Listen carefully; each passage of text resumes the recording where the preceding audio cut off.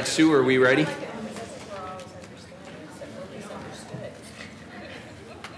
you're going to bring it back to us?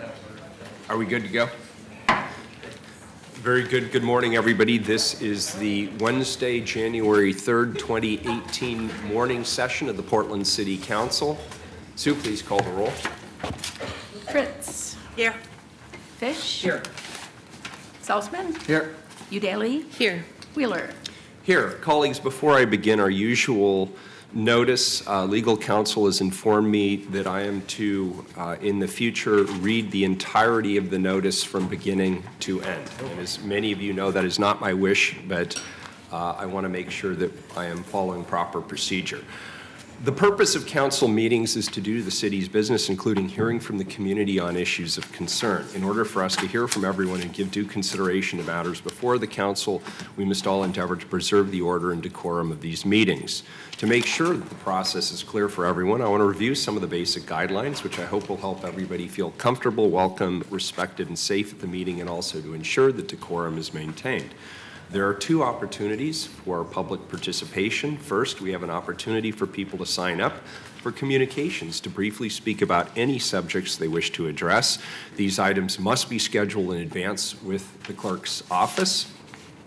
Second, people may sign up for public testimony on the first readings of reports, resolutions, and ordinances. If you sign up, your testimony must address the matter being considered at the time. Please state your name for the record. We don't need your address. If you're a lobbyist, please disclose that. If you're here representing an organization, please identify the organization.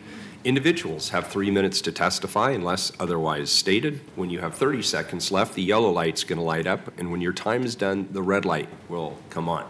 Conduct that disrupts the meeting, for example, shouting, interrupting others' testimony, or interrupting during council deliberations is not allowed. People who disrupt the meeting face ejection from the meeting. If there is a disruption, I will issue a warning that if any further disruption occurs, anyone who is disrupting the meeting will be subject to ejection for the remainder of the meeting. Anyone who fails to leave the meeting after being ejected will be subject to arrest for trespass. If folks would like to show your support, please do a thumbs up.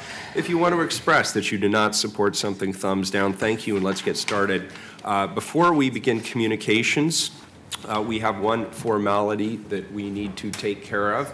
Commissioner Fritz has served ably as the council president for the last 6 months. Her term is now expired, and we need to elect a new councilor. Commissioner Fish is next in line to serve as the council president through June 30th, 2018. Colleagues, I'll accept a motion. I move that Commissioner Fish be president of the council for the next 6 months. Second. Commissioner Fritz seemed almost gleeful in moving that, and Commissioner Udaly seconded that item. Please call the roll. Fritz. This is often a very ceremonial position. It does rotate through the council. It chiefly serves to manage the council when the mayor is not available and in other emergencies, and I'm very happy that Commissioner Fish is taking over these responsibilities. Aye. Fish. Mayor and colleagues, this is the greatest honor of my life. And it is just a coincidence, Mayor, that your colleagues are encouraging you to take a 3-month round-the-world trip during my tenure. No, thank you. Aye. Salzman. Aye. Udaly. It seems fitting that 1 year after the first time I walked into this room and Commissioner Fish said, "Congratulations, you are now council president," and I thought you were hazing me, that it's now your turn. Aye. Wheeler. Aye. Congratulations. Thank you. Thank you very much.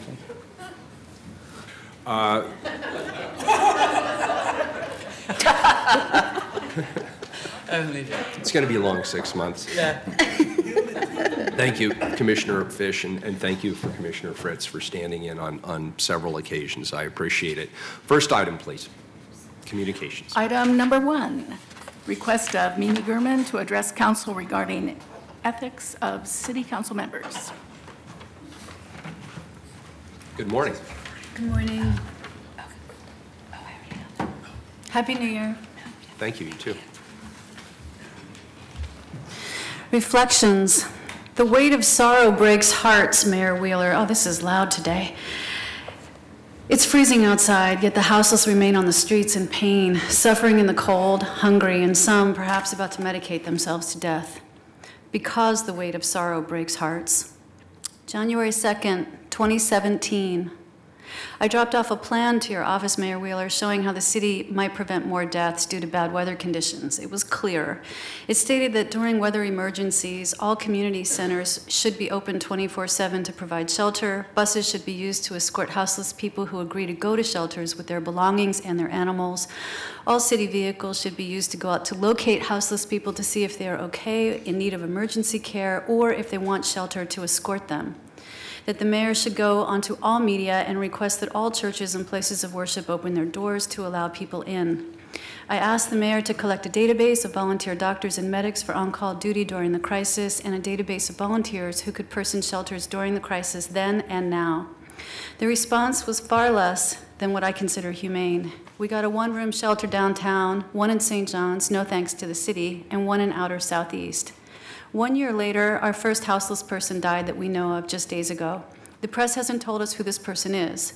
Did the city's PR team control the story so folks wouldn't find out that we had our first death this winter? I don't know. Remember that no city business is more important than saving lives on our streets. That's what our message to you is, and it should dictate how you act. You can't pretend that what you're doing is helping, because it's not helping. We need housing.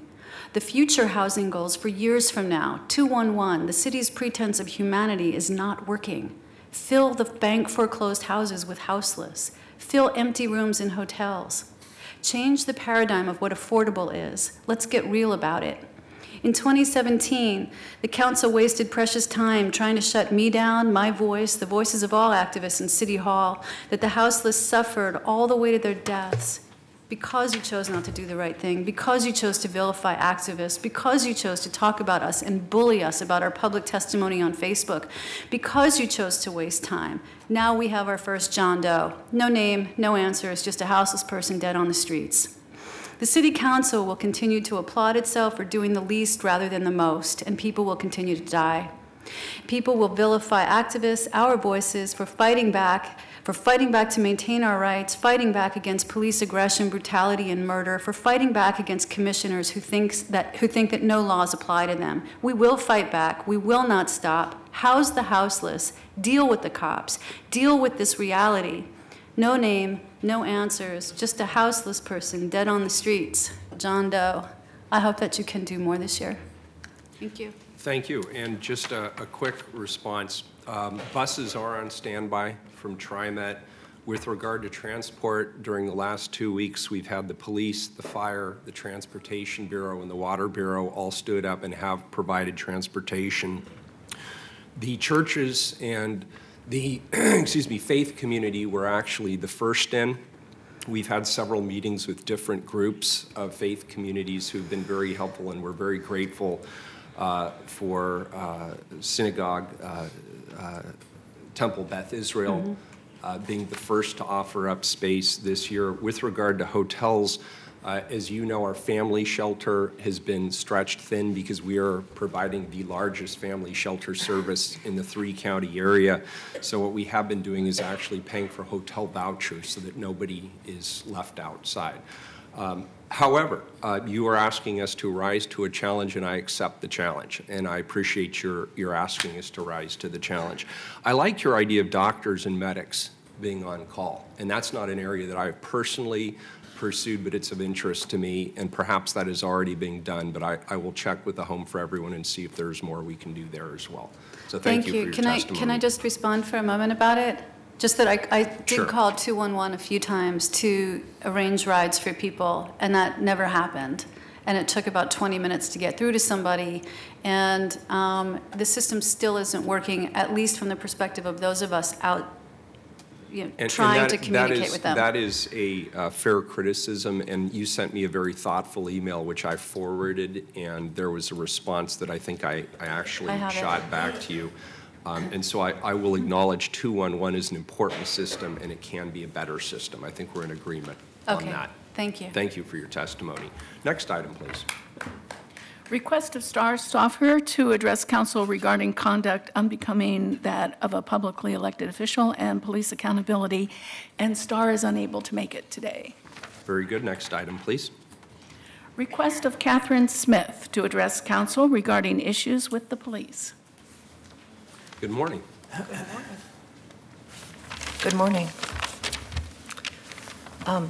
Mayor Ted Wheeler and Commissioners, I'm testifying again because those Tigard cops are still stalking, threatening, shooting me remotely every day with those microwave and ultrasound weapons mainly. They say they shoot my son every day too, especially when he's sleeping to give him cancer. People might wonder, why do I keep testifying here, trying to have you talk to the police chief so she'll simply transfer my case to the appropriate cops, ones who are not being blackmailed to cover up for those Tigard cops and my Tigard ex-neighbor lady who participates. For one thing, it creates a trail of evidence. Secondly, it assures that I did give you enough information and evidence that a reasonable person would conclude that high-level crimes are being done to me and my son.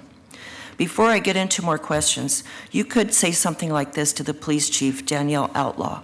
Catherine Smith said she's trying to get her case transferred to another cop who'll investigate and prosecute for these assaults and other crimes done to her and her son, but she can't ask you directly because she says some of your office employees and Portland police are taking her letters, even certified, and emails addressed to you so you won't find out about their cover-up of these crimes. Here are a few more questions you might have asked me if you hadn't accepted the gag order someone appears to have put on you about my case and these issues. I already answered. How do I know it's those Tigard cops shooting me and my son if they do it remotely? 2, what do they talk to you with? 3, what's their motive? 4, why don't those hundreds of other Portlanders who are also their targets come here to testify? Okay, a new question. Did the kind of weapons used in the shootings of you and your son play a role in some of us ignoring your complaints and reports of these assaults and attempted murders? Yes, even if you were told a different reason. They were ignored mainly because those types of weapons were and are used on us, not because there wasn't enough evidence of their existence and of injuries and harm they cause. That is discrimination, among other crimes. Some of the crooked cops and other people don't want the public to know they have or have access to weapons that can injure, incriminate, even kill people, that even work through walls, and that can be set up remotely.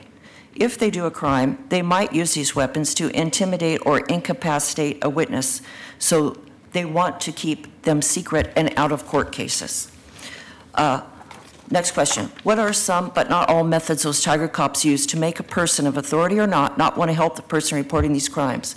They blackmail them or they lie to them. Also, all of us who they shoot a lot with these voice-to-skull microwave weapons to radiate us, ultrasound to give us pain and injuries, they always do slander campaigns on us. So when they tell you to or subliminally order you to look us up, you'll see the slander campaign, falsified reports. Some may be partly true or not, and some things they may have voice to scold us to do like a puppet. I'm almost done. One last sentence. Those cops want you to think we are bad people, not worthy of helping. Thank you. Next item, please. Item 4, request of Michael Lilly to address council regarding Portland Bureau of Transportation irrationally discriminates against resident of larger apartment houses in the Northwest. Good morning. Good morning. My name is Michael Lilly. I'm an attorney. I'm here representing Multifamily Northwest, which is a registered lobbyist. And they asked me to come today just to point out to you that PBOT has adopted a program, a residential parking program in Northwest that has a very discriminatory effect. It may be unintentional. I don't want to attribute motives to anyone, but it is very discriminatory because in particular, it discriminates against the residents of larger apartment buildings. How does that work? I mean, in a nutshell, here's what happened. Their new program that was adopted September 1 says that if I live in a single-family house with my family, I can buy as many residential parking permits as I like. I mean, I can buy 1, I can buy 4, I can buy 5 if I have 5 cars. But if I live in an apartment building with more than 30 units, first of all, I can never buy more than 1 permit, but more important than that, I may not be able to buy any, because if 60% of the people in my apartment building already have permits, I'm not eligible to buy a permit. That doesn't make sense. This is, much of this area is zoned for high-density multifamily housing. How does it make sense for PBOT to be putting penalties on people who live in that multifamily housing and treating them differently as second-class citizens who are not entitled to the same kind of parking permits as somebody in a single-family home or a duplex or a smaller apartment building or even a condominium? It doesn't make sense. It's also, by the way, not legal. Oregon has a constitutional provision that says if you're going to give privileges to someone, and a residential parking permit is a privilege, of course. No one has a right to it. If you're going to give privileges to someone, you have to give privileges out equally to all classes. And that's not happening here. Now, this is not my first attempt to say something about this. I wrote a letter to Commissioner Salzman, and I got in contact with the city attorney, and I met with the city attorney's office and representatives from PBOT and laid this out for him. But basically, I was stonewalled. Their justification for this is that the Stakeholder Advisory Committee recommended this. And so we had to do it. That was their only real justification. But of course, that's not true. The Stakeholder Advisory Committees advise. They don't adopt regulations. The regulations are only adopted by the city, not the Stakeholder Advisory Committees. So I'm kind of at the end of my rope. So I'm coming here to talk to you and ask you to reconsider this, and I'm going to follow up with giving you copies of the longer letter that I gave to Commissioner Salzman earlier, and then calling and seeing if I can get appointments to talk to you. Thank you. Is this letter different than the one you're referencing? Yes, there are two letters. This one is just, I held it to 2 pages because I knew that you're not going to have a lot of time to read it. Clients probably thank you for that. The letter to Commissioner Salzman, which was on November 1, is much longer. It has details. It has attachments that show you what the program is. Very good. And the impact. And I'm going to send that out to you. I didn't want to send it to you without you knowing what it was. Thank you. Appreciate that. All right. Thank you for your testimony. Thank you. Next individual, please. Item number 5, request of Craig Rogers to address council regarding trust and city government. Good morning. Good morning. My name is Craig Rogers. First, let me say, Ted, I appreciate your thoughtful response to Mimi's testimony. Thank you. Thank you for that. So basically, this is like how I spent my summer vacation. And where I live, I've lived there for 40 years. Fortunately, it's right across from East Portland Community Center, one of my favorite places. And I care about my neighborhood, my school district, and my city. And when it happened where the pressure was put on Springwater Corridor, it's kind of like a balloon, you squeeze it, and those people have to go someplace else. So they started showing up in big numbers right there across from the East Portland Community Center in that whole wooded hillside and other areas. You know, one of the pictures that really pull the strings of my heart is that lady in her car living in it. It says, living in your car is no camping. And there's a rabbit in the back seat. She's, you know, holding her head up there. But then, see, there's another side to that. The plates on that car, that's right in front of my house, that's New York. And they showed up, and they're so happy because they just drove straight here. See, I live on the Gamer Trail. They drove straight here from New York, and they came to the land of milk and honey and free crack pipes. So I've been here before, and there was a big problem there. And it was via Dan, and Matt Grum really got on it. Here's a letter from Mark Galkey, the principal of Floyd Light Middle School that's right there next to it. And within 2 months, Matt Grum brought those abandoned houses down to the foundation. He didn't mess around, and he started fining the people that owned it because they were estuaries for crime. It's my understanding that there's 1,000 of these known camps throughout the city. Here's a policeman saying that just recently in the Southeast Examiner. So I went out to Fred Meyer's back in September, and I talked to management there on 82nd and Foster. This is before they made the decision to close down. They told me that they wanted you to come out there and work for a day. So this hands-on, putting your feet on the ground is really going to make a difference if you put yourself in their shoes. And I'd really suggest that you try to do that.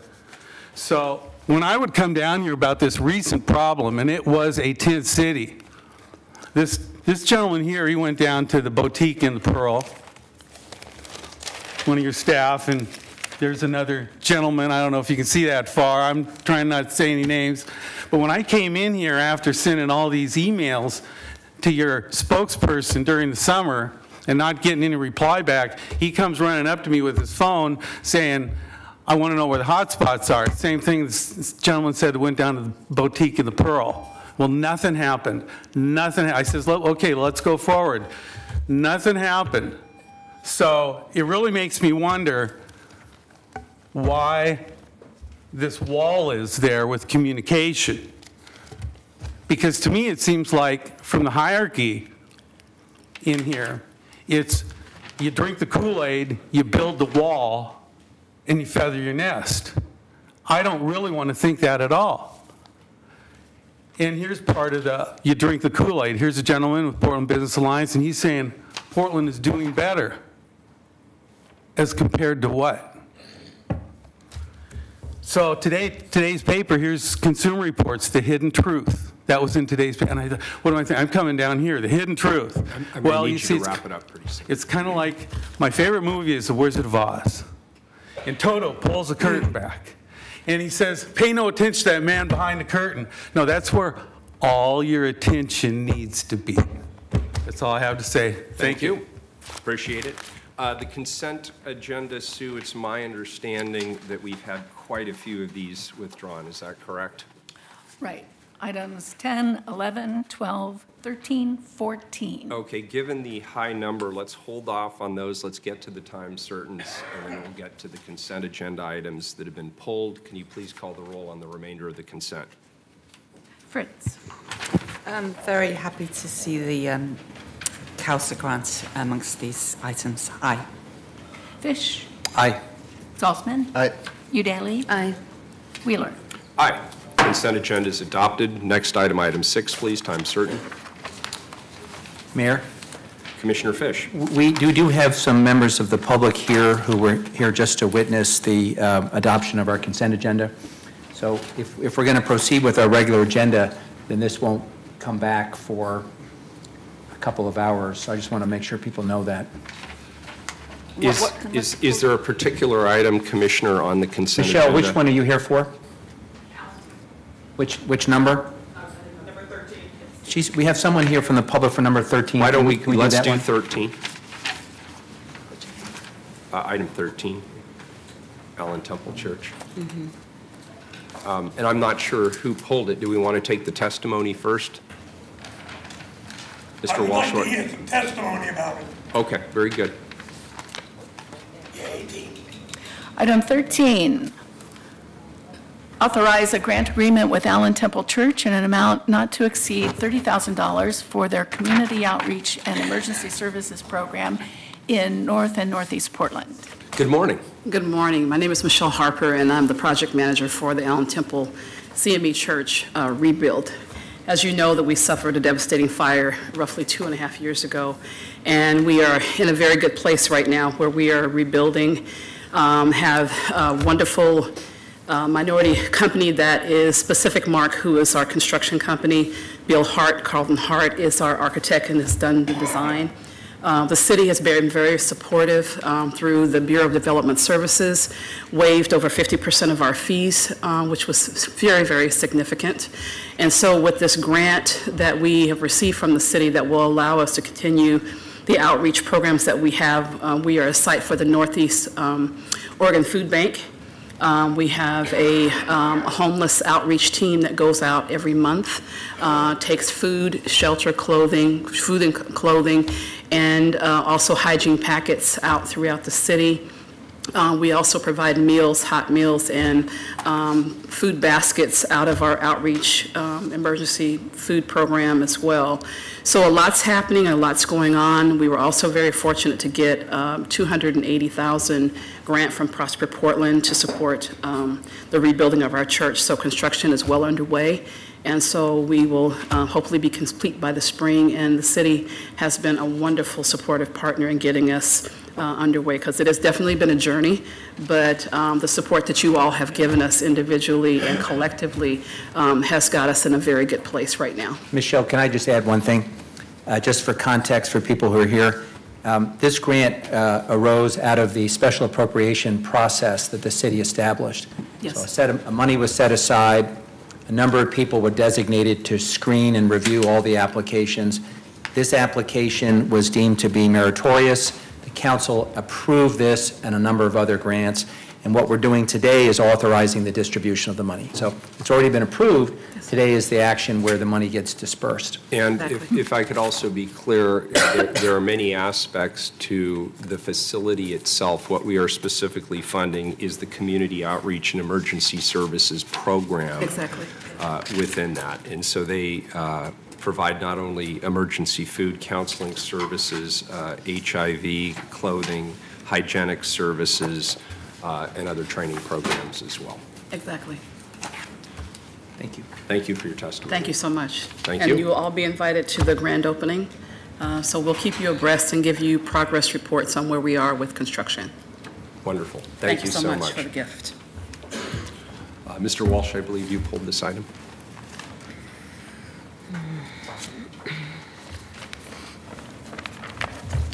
Good morning. My name is Joe Walsh. I represent Individuals for Justice. Happy New Year. Happy New Year. May it bring us peace. We have no objections to this grant at all. We really like this grant.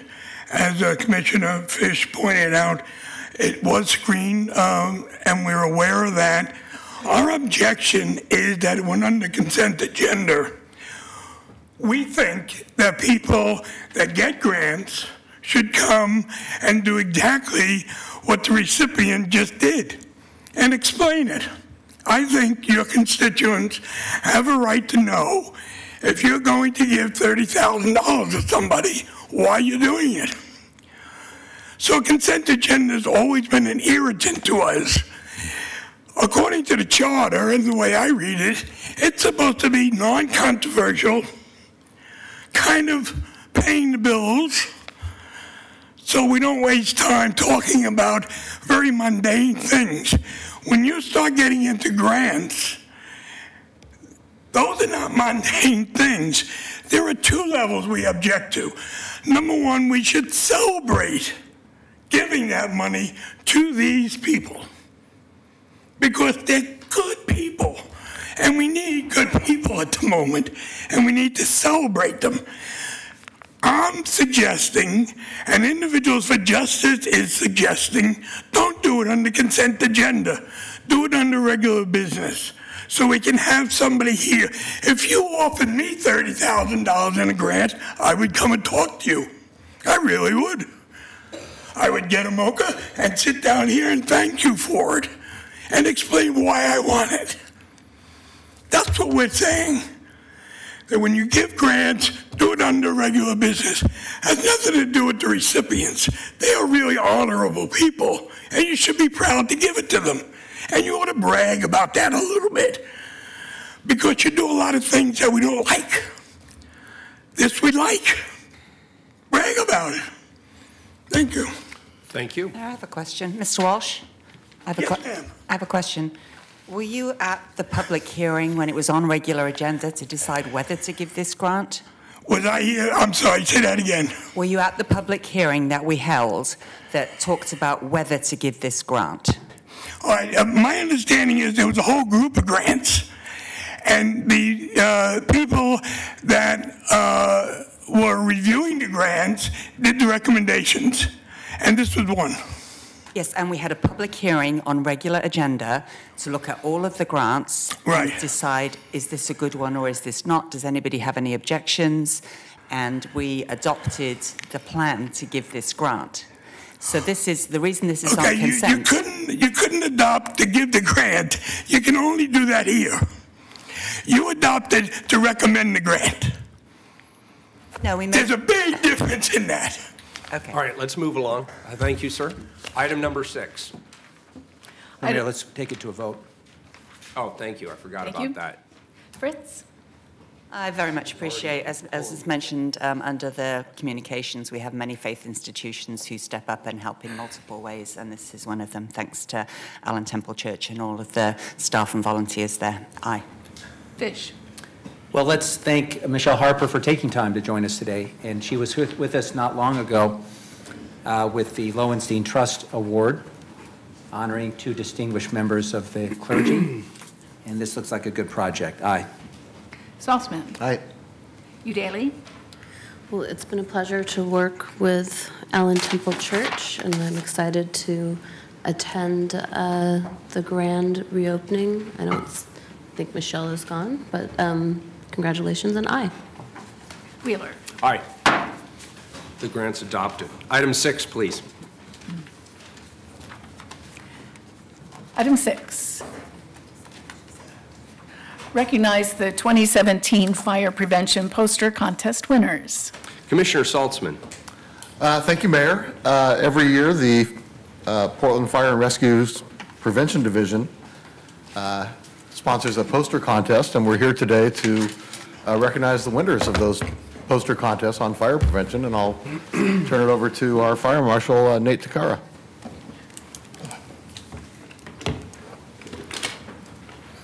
Good morning. Good morning, Mayor, Commissioners. My name is Nate Takar. I'm the Fire Marshal for Portland Fire and Rescue. Thank you very much for having us here today, giving us the time to talk about our fire prevention programs. When Chief Myers started his job as a fire chief 18 months ago, one of the visions he had for Portland Fire and Rescue is to make it a world-class organization. To make it a world-class organization, one of the things we had to do was reduce our fire deaths to 0. Currently, we've had 162 consecutive days without a fire death in Portland. Fire prevention is centered around these 5 important elements: public education, code enforcement, engineering, economic incentives, and emergency operations. This morning, I would like to speak about our public education programs. First, I'd like to introduce your newly adopted public education team member, Sparky, the fire dog. Sparky is the NFPA, or National Fire Protection Association's official mascot since 1951. He's been on the job for 67 years, and in dog years, that would make it 469 years. His dogged determination has been credited to help reducing fire loss and fire-related injuries across the country. Sparky has been instrumental in numerous fire prevention campaigns, such as Stop, Drop, and Roll, Get Out, Stay Out, Dial 911, and this current year's theme, Every Second's Count, Plan 2 Ways Out. We've already put Sparky to work. He's been in our Veterans Day Parade. He's visited numerous elementary schools, and during the holiday seasons, he was at the Oregon Burn Center visiting it with children. We're excited to having Sparky to be part of our team. We're confident he will be able to connect with our children and continue passing on our important fire safety messages. Sparky. So Kim Kozmas, just to my right, she's a senior fire inspector who leads the public education program. She'll be talking about the coloring contest, the annual fire prevention coloring contest. Hello, Morning. Kim Kozmas, and as Nate said, I'm in charge of the public education program. And for this year's coloring contest, the items that we had for the contest taught the students how to, the importance of topics like not playing with matches, having working smoke alarms in their home, and planning an emergency evacuation plan with their family. The students, they submitted their artwork, and majority of them expressed the importance of having smoke alarms and having an emergency exit plan. And today we have our 2 top winners from the contest this year in attendance. And let's see, the runner-up, we have Elva McGinnis Patterson, She's the first place winner. The grand prize winner is Percy Nolan. Colleagues, let's suspend the rules.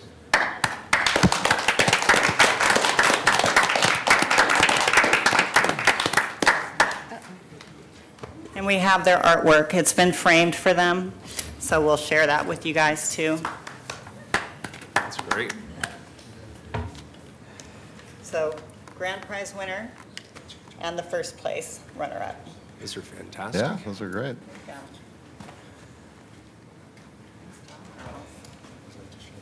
Very nice. Turn around. Those are beautiful, kids. Yeah, good work. Nicely Good work, done. Yeah.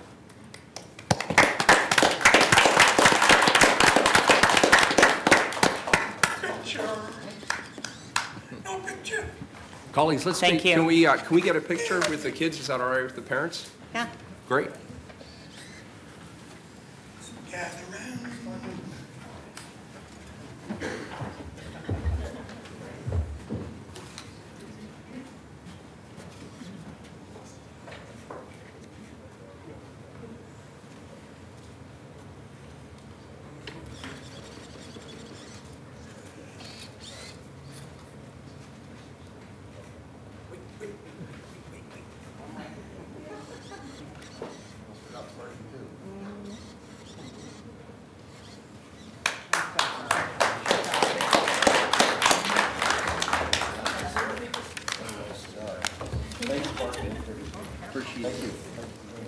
Thank you so much.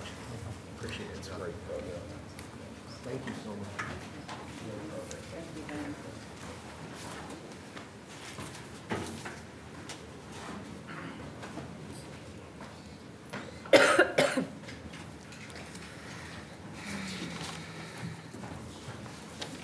Colleagues, with your agreement, we also have a member of the public here for item number 16 on the consent agenda. Could you call item 16? Wait, 16 wasn't called, was it? Right. No. 16's already been passed. approved. You said item 16, correct? 1-6? It's already done. Thank you. You bet. Thank you.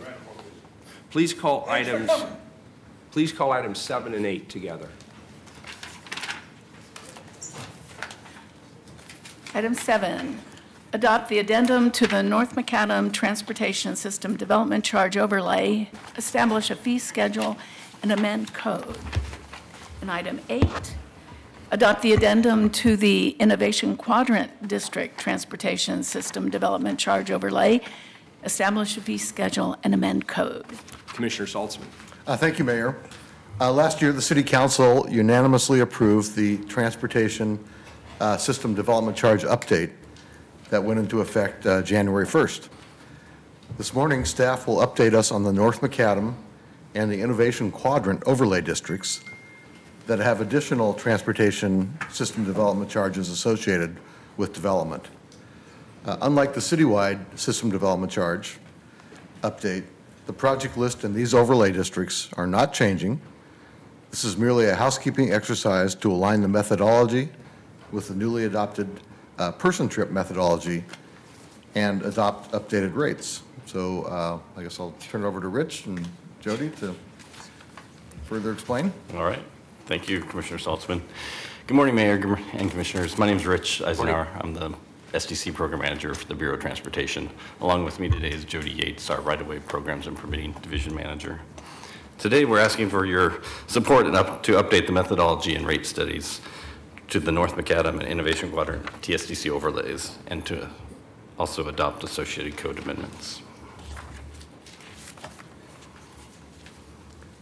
So, just to give some background, so in September of last year, Council approved the updates to the citywide TSDC program that went into effect January 1st, 2018. The citywide updates included a revised trip counting methodology to account for person trips rather than vehicle trips, some revisions to the land use categories, the rates associated with those categories, and the capital project lists on where those funds can be spent. As a brief refresher, TSDCs are one-time fees that are paid by new development or changes of use within existing developments that will create an increase in trips generated to that site. The fees are intended to pay for the impacts that development will have upon the transportation system. A TSDC overlay is an area where development is subject to an additional TSDC. TSDCs in the overlay are based on the cost of a specific project list that directly benefits the properties within the overlay area. The TSDC fees imposed on development are expended on capacity increasing projects to serve growth within that area. The North Macadam and Innovation Quadrant overlays were created as a funding mechanism for new transportation capacity in these two areas, specifically linked to having a large potential for growth and lacking transportation infrastructure. There was a robust stakeholder involvement in 2009 and 2011 when these overlays were created. The TSDC overlays are intended to fund a portion of a fixed project list for a fixed time frame. Once all the projects have been funded, the overlays are no longer needed. In addition to other projects, both overlays help fund a portion of the city's contribution to the Milwaukee Light Rail line. As the overlays were adopted separately and independently from the citywide TSDC program, we are here today to present updates to the two overlay programs that are consistent with the citywide updates adopted in September. These updates will bring the overlay methodologies into alignment with the citywide SDC. The citywide SDC had a very extensive public outreach process. So in addition to that work that we did through the citywide update, we also met with overlay stakeholders to review changes in each of these areas. We hosted a workshop with the stakeholders to review proposed rates and receive feedback. We presented these changes to the Development Review Advisory Committee, and we also published the proposed changes online for a 60-day public review period. Could I ask a question? I'm sorry, I'm not as familiar with this process. So you mentioned that it is to fund projects deemed to be of benefit to the overlay area. Mm-hmm. Who decides that? Is it this? That was during the 2009, 2011, when these overlays were created through that stakeholder work. So there are specific types of projects that have been deemed beneficial to overlay areas? Yes. Could you give me some examples? I have a slide. We'll cover those projects here okay, shortly. Great. If you, Thank you. Coming up in a couple slides. So I guess we'll go first. We're going to go into the North Macadam overlay and kind of highlight that program. The North Macadam overlay went into effect in January of 2009 and was adopted as a 20-year program. This amendment, as shown on Exhibit A for Council Item Number 7, will update the original North Macadam rate study to align with the citywide TSDC program. The project list and the cost per trip remains unchanged. So this is, I think this will get to this slide is a map of the North Macadam overlay projects and their status. The North Macadam overlay is located to the southeast of downtown. It includes the River Place and South Waterfront neighborhoods. These projects are the same projects that were adopted when it was originally adopted in 2009. The dashed line represents projects that are yet to be built. We have 4 large projects left to be built. Money collected over the next 11 years will go towards funding those projects. And projects that we've already completed within this overlay include portion of the Milwaukee Light Rail line and the intersection improvements at Harbor Drive and River Parkway. Is the Innovation Quadrant inclusive of North Macadam or no? No, they're separate. Completely separate. They're okay, adjacent, but they are separate. Adjacent but separate. Thank you. Yeah. So there are still, like I mentioned, 4 major projects of Bond Avenue, the South Portal, some work around the Ross Island Bridgehead that are yet to be funded. Commissioner Fish, in his first official act as council president, asked me to ask all the dumb questions today. So okay. I'm just doing as he asked. Now I'll highlight the Innovation Quadrant overlay. The Innovation Quadrant overlay went into effect in May of 2011 and was also adopted as a 20-year program. This amendment is shown on Exhibit A for Council Item Number 8. It will update the original Innovation Quadrant rate study to align with the citywide program, and the project list and cost per trip, again, remains unchanged. So this slide shows the map of the Innovation Quadrant overlay and the projects and their statuses. The Innovation Quadrant overlay is located just to the south and to the east of downtown and includes the Portland State University and OMSI areas.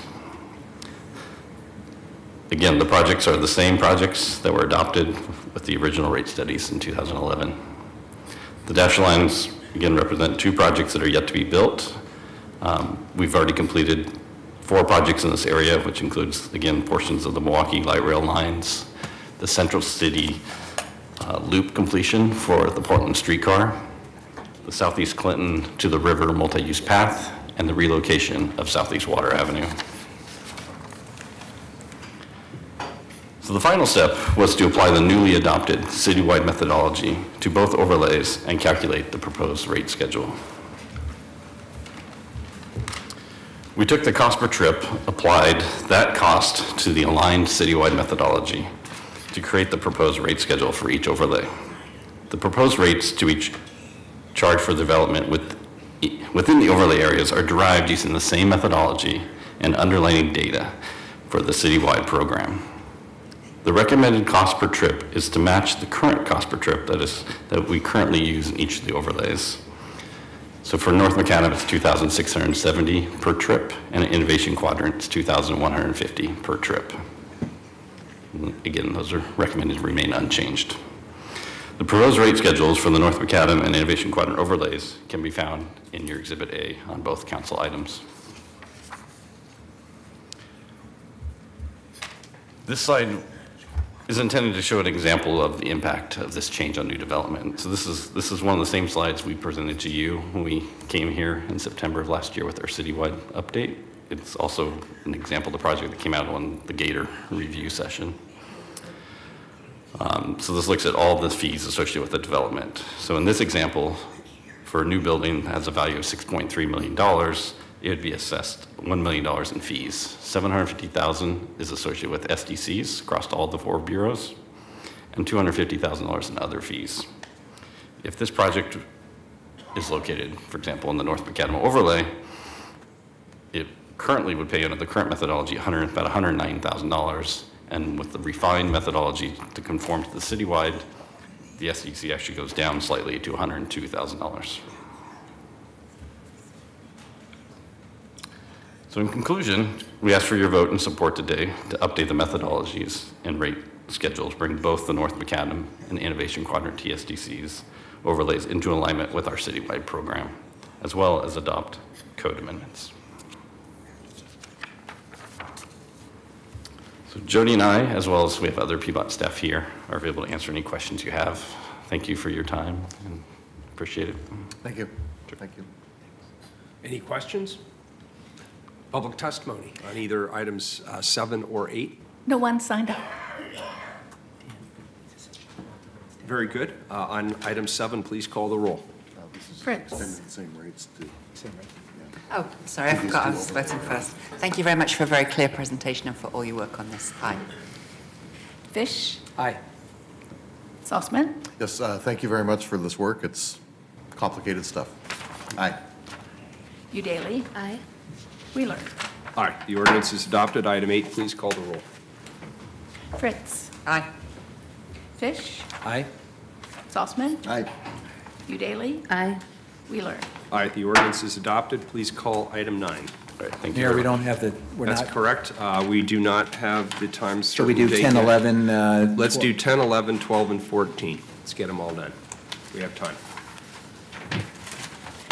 Item 10, accept a grant from the Oregon Office of Emergency Management for their Emergency Management Performance Grant Program in the amount of $290,614 to administer an integrated all-hazard emergency management program for the city. Good morning. Thanks for being here. Good morning. Thank you. I'm Jana Papa-Eftimiou with the Bureau of Emergency Management. And this is Karen Ceballos, Finance Manager for PBEM. Nice to see you both. Okay. Briefly, the Emergency Management Performance Grant is a pass-through grant that comes from the federal government to the State Office of Emergency Management and then to the City of Portland. It's allocated to all Oregon counties and large cities on a per capita basis. We've received it annually since 2007, and for us, it's a bread and butter grant that supports emergency response planning, training, and exercises.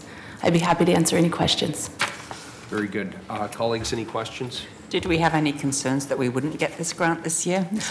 A little bit, because Portland is a sanctuary city and Oregon is a sanctuary state. We had some concern that we might not be receiving the federal support as we have in years past.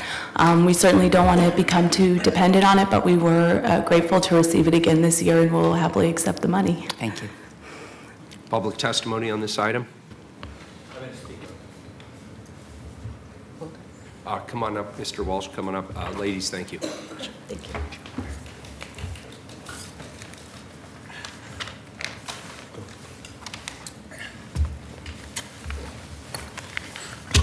Good morning. For the record, my name is Joe Walsh. I represent Individuals for Justice. We were hoping to see some information about the houseless and the people living on our streets under this emergency. We realize this is a grant, has limitations, but we didn't see anything. Here's our problem. Think about this. If you had an earthquake, what would you do? If buildings collapsed, people had no places to stay, that would be an emergency. You would open up all the parks to the National Guard, and they would put huge tents and beds and heaters, and you would stand there very proud of our National Guard because they did that. But when we have anywhere from 5,000 to 2,000, depending on who you're talking to, living and dying on our streets, we do almost nothing. Even though you have millions of dollars to spend, you spend it in the wrong way because you're doing the same thing for the last 40 years. Hasn't worked, will not work, but you do not look at this as an emergency. Here you got $200,000. Are you including the emergency that Mayor Hale declared and you extended, Mayor? Do they qualify, or is it just the possibility of an emergency? Maybe an earthquake, maybe a flood. How about dying on the streets? When are we going to take that as a real emergency and not just use sugar words and talk about it in committees that nobody attends and nobody listens to? Thank you. Thank you. And for the record, this includes all people in the city of Portland. This is a grant for the Office of Emergency Management to be able to respond on behalf of all of us to emergencies in our community. That includes houseless people as well as those who are Can you straighten out 211? Will you straighten out 211? Mr. Walsh, I've already committed to making sure that we have a 211 system Not to me. responsive. Thank you. Thank you. Good morning. Good morning. Happy New Year. Happy New Year, it is indeed. In May 2010, I mentioned the fact that Healthy Kids does not cover, let's say, Hispanic immigrants to Commissioner Fritz, and the real truth is, recently I found out from the National Organization of Women of Portland that the state of Oregon has passed a thing called Coverall. Coverall now effectively covers all children that make less, or families less than $20,000. This means that anybody who lives in this state who has low-income children will be covered by a doctor. Now, I'll double-check that one. It's called Coverall. Okay, and that's come from Karen Power, who's in the legislature. She talked. Now, all children are covered, basically, or they're more than the federal poverty line and have. I have come up with this conclusion that Oregon will be a sanctuary state, perhaps California, Arizona, and New Mexico will take in, no matter what Trump does, we will have a large number of farm working people or people in this state, janitor types, low-income jobs, who are from Mexico, and we need to take them in. Other states will probably have them evicted to Mexico. It's interesting to note that ISIS actually does things in Tacoma, Washington. So when they collect people, they send them up there, and then they get sent back. So I do think we will be a sanctuary state, and therefore I support grants from the federal government to aid low-income children and families. Thank you. Good morning. Good morning. My name is Lightning. I represent Lightning Super Watchdog X. Again, my biggest concern on the federal grants is knowing up front and following any and all terms of these grant agreements. Now, it's my position, and I understand I don't agree with everything President Trump is doing, especially on immigration. I'm looking for major reforms on the whole system itself, and still in viewing and negotiating at this time on various issues, again, that I don't agree with the Trump administration. But we have to be very careful on these federal grants, on going into these grants, knowing up front that if we are not going to follow these terms, what I want to make it very clear to the legal team of the city is that if you're not going to follow these terms, delete the terms out and make it very clear on why you're going to delete these terms and not follow the terms in the grant agreement. Do not sign these agreements with the intent of receiving the money and then going back and say, well, we weren't going to follow these terms anyway. Not the direction you want to go with the Trump administration. Make it very clear to them you disagree, you want the term deleted out of the grant agreement, you don't plan on following it, you still want the money, and understand, just make it very clear up front and straightforward that you can't meet these terms of these current grant agreements by the Trump administration, and delete it, initial it, and take it out of the agreement. Do not accept the money and sign these agreements if you don't plan on following these grant agreements. Again, Buy American, that's what Trump is about, the United States. And you better remember, by these grant agreements, follow the terms and understand this is why he's inserting a lot of different things in these grant agreements at this time through the new Trump administration to see if you're going to follow these terms or not, and then come back and say, why didn't you follow these terms? Again, if we come back in the future. Can I clarify something? Yes, sir. Because you're making an excellent point, but I think we're mixing apples and oranges. The administration has threatened to retaliate against cities that adopt sanctuary city laws and rules by withholding certain benefits. Very true. The courts have said, interpreting a number of provisions of the Constitution, so far have said that would be illegal. There are no terms in these grant agreements that we would be in violation of. The bigger question is whether the administration can prevent us from being eligible to receive certain grants, particularly in law enforcement, as punishment for and retaliation for refusing to become an agent of ICE. So far, the courts have sided with us on that. The Constitution is pretty clear on that point. But I want to make a distinction between that and what you're raising.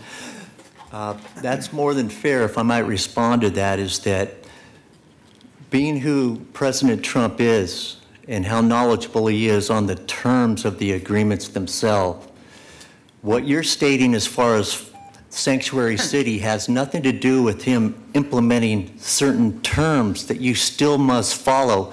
And if he implements a term that says, you must follow any and all executive orders that I sign, and he implements that into your grant agreement, if you do not follow that, you are in violation of the grant agreement. Right. Not necessarily the sanctuary city status has anything to do with that. You are violating his terms of the agreement. That's a whole separate issue to deal with. Correct. And I don't want to burden the record on this. We are bound to follow any lawful order. And we took an oath to support the Constitution. A number of the provisions the administration has put forth have been determined by courts to be unlawful. And therefore, we are not required to follow an unlawful order. But that we can have this as a longer And if I can just respond within 1 second.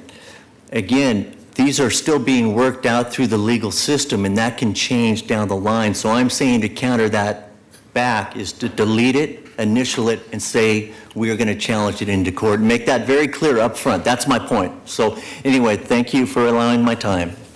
Very good. Thank you, sir. Thank you, Any Commissioner further questions, Fish, colleagues? Please call the roll. Aye. Aye. Saltzman? Aye. Udaley? Aye. Wheeler.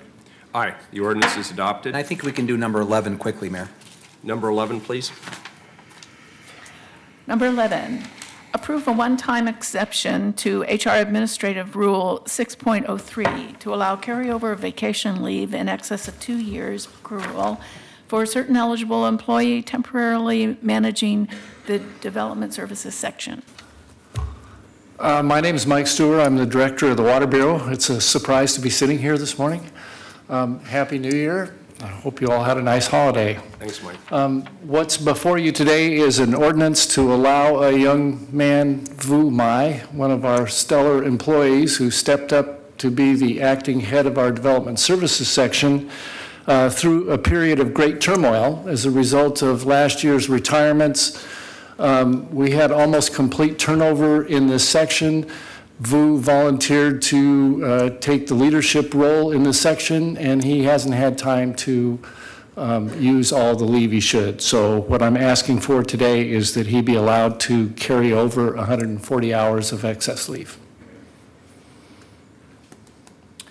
Straightforward. Public testimony on this item?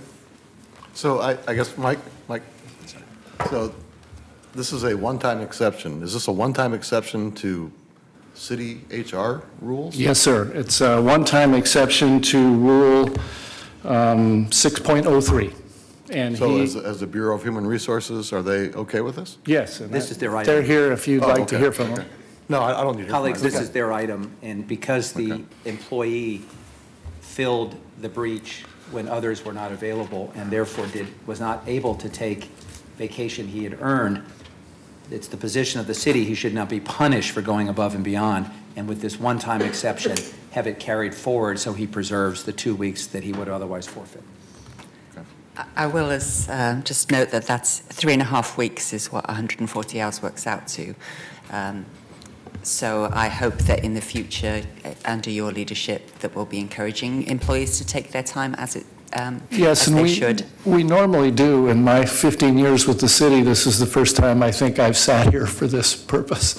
Right, but it would still be challenging in 6 months to, well, that's more than accumulates over that time. We'll work on that, Commissioner. Indeed so, because it's very important that people get their time away from work, even though we appreciate their diligence. Thank you very much. Very good. Thank you. Public testimony. Mr. Walsh, come on up.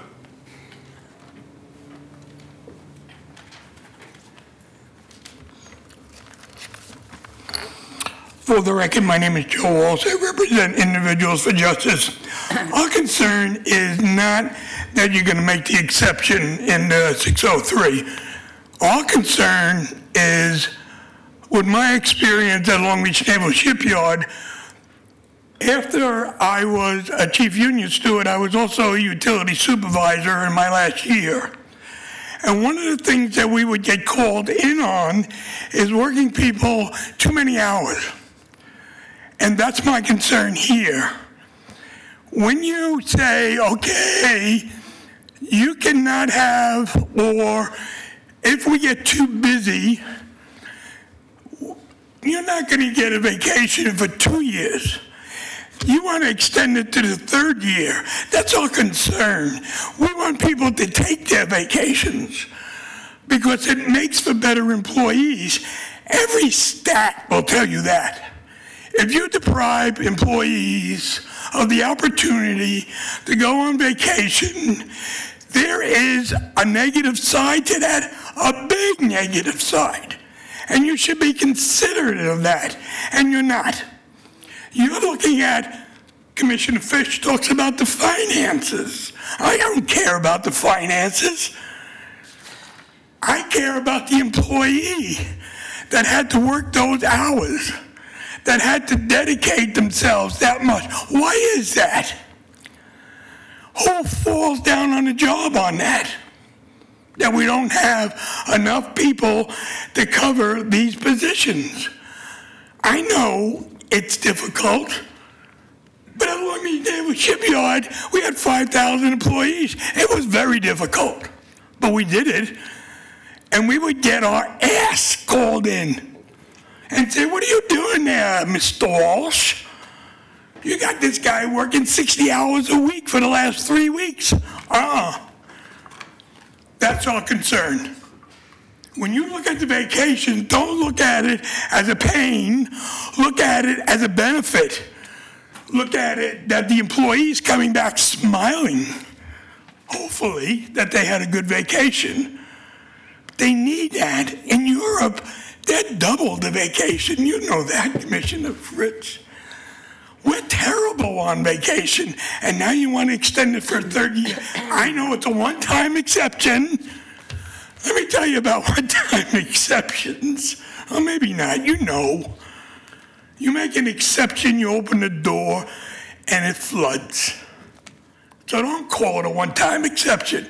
Honor the employee, do it, but be careful. When you do the eyes on this one, the pirate eyes, think about that. Think about that employee. They're working harder than you are, apparently. Mayor, can I make a closing statement? Sure, Commissioner Fish. Thank you.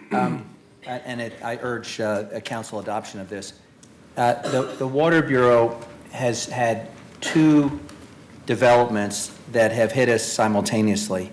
One is an unusually high number of retirements, partly because of people aging out of their positions, partly because of uncertainty around PERS. There's a whole host of reasons, but we have had a tremendous brain drain, which we are now in the process of hiring for. Second, as my colleagues know, there was a huge crush of work year-end at the Development Services, in part because of concerns that under proposed changes to federal law, certain things would be forfeited, particularly in the area of affordable housing development. So we had fewer people and a bigger caseload. This gentleman, Vu Ma, was temporarily assigned to fill the breach. I completely agree with the testimony that this should be a one-time exception, and we should make every effort to ensure that people take their regularly scheduled vacation. What I would say in conclusion is that this particular public servant went above and beyond at a time of great need, benefiting the people we serve, and it is our intention through this action to make sure he does not forfeit his vacation in doing so. And that's the matter before us. Well said. Please call the roll. Fritz. Ms. Walsh, thank you for explaining the point that I made to Director Stowe. Aye. Fish. Aye. Saltzman. Aye. Daly. Aye. Wheeler. Aye. The ordinance is adopted. We're going to move next to time certain item number 9.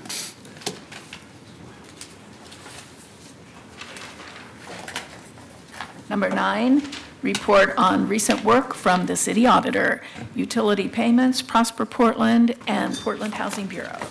Colleagues, we have with us today the auditor, and she is going to present the results of a number of audits. Good morning. Good morning, Mayor, Commissioners. I am City Auditor Mary Hall Caballero, and I'm here today with Senior Management Auditors Jennifer Scott and Elizabeth Pape. And I'd also like to take the opportunity to introduce Kari Guy in her new capacity as the Director of Audit Services. This is the last time she's going to appear before you with an individual audit report for which she served as the auditor in charge, because she's going to be in charge of all of them now.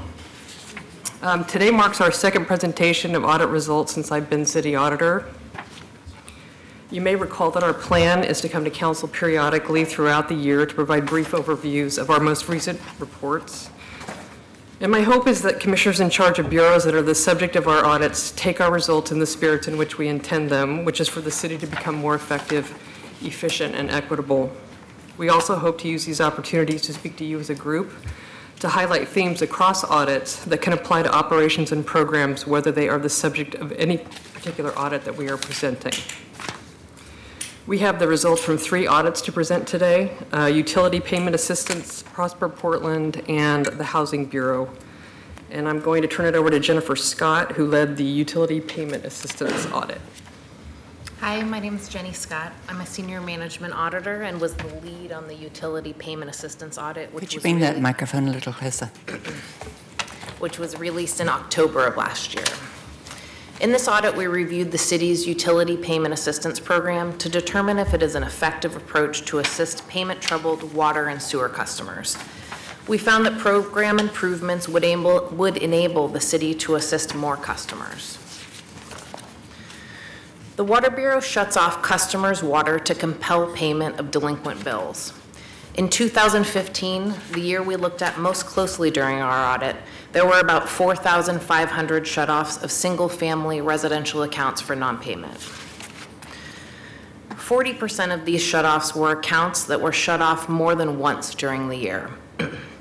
As the light blue bar in the graph shows, total shutoffs have been trending downward, while the dark blue bar shows that the number of repeat shutoffs have remained relatively steady. In other words, the proportion of repeat shutoffs to total shutoffs is increasing. While most customers' water was reconnected the same day it was shut off, as shown in red, 8% of shutoffs we analyzed were without water for more than 1 month. The Water Bureau could not determine if these homes were vacant or occupied because they were not analyzing customer shutoff data. To assist low-income customers, the Bureaus of Water and Environmental Services introduced the low-income discount in 1995. The program is managed by the Water Bureau's Customer Service Division. The low-income discount program was established with an enrollment goal of 10,000 customers. This goal has never been reached. Industry experts recommend that utilities analyze customer payment trends and possible reasons for non-payment to help design their assistance programs. Additionally, the Portland Plan instructs bureaus to collect data needed to identify disparities, understand the conditions and challenges facing communities experiencing them. The Water Bureau was not analyzing customer data as recommended when we performed our audit work. Without data, the Bureau is unable to identify disparities in shutoffs and assistance, tailor assistance to meet customer need, focus outreach to customers most likely to need it, measure the impact of assistance, and make corresponding improvements to their program. We also found that improvements in program guidelines and training for all staff involved in the debt collection and program application process are needed to ensure consistency. We also found that payment assistance is not available to Portlanders who may need it most. Since 1999, Portlanders living in multifamily housing have been twice as likely to have incomes below the poverty level than residents living in single-family housing. However, the low-income discount program is not an option for Portlanders who live in multifamily housing. For example, the single-family home at the top of the slide is served by 1 meter. The residents have an account with the Water Bureau, and if they meet the income requirements, they would be eligible for payment assistance. The residents of the multifamily structure at the bottom of the graphic are not eligible for payment assistance even if they meet the program's income requirements. This is because their building is served by 1 meter and their landlord is the direct Water Bureau customer. The residents of the building pay for water, sewer, and stormwater as part of their rent. Single-family homes make up the bulk of Portland's housing stock, but the proportion of multifamily is growing.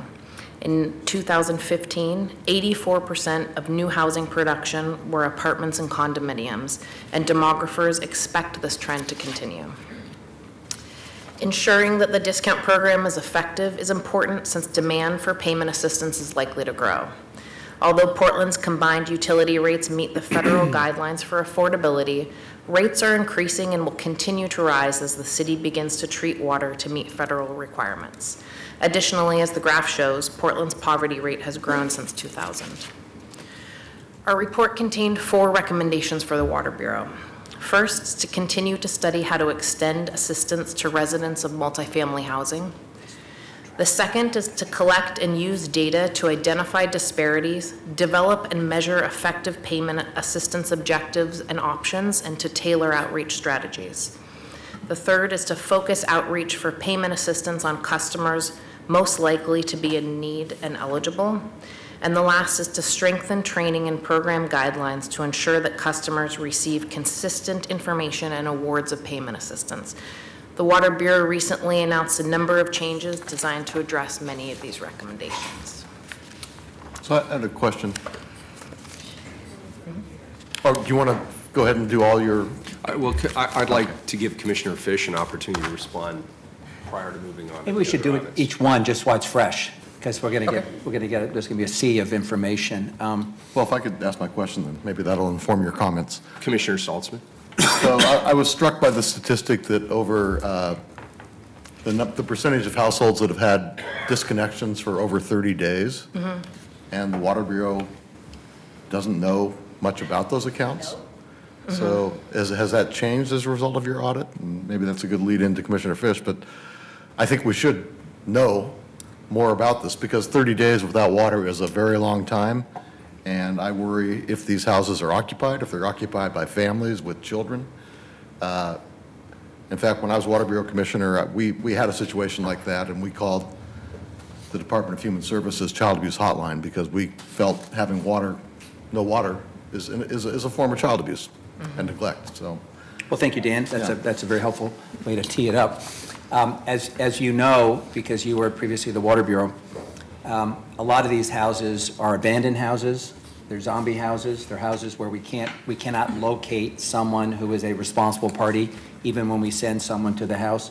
But in light of this report, we're going to do some things differently. So let me address it specifically.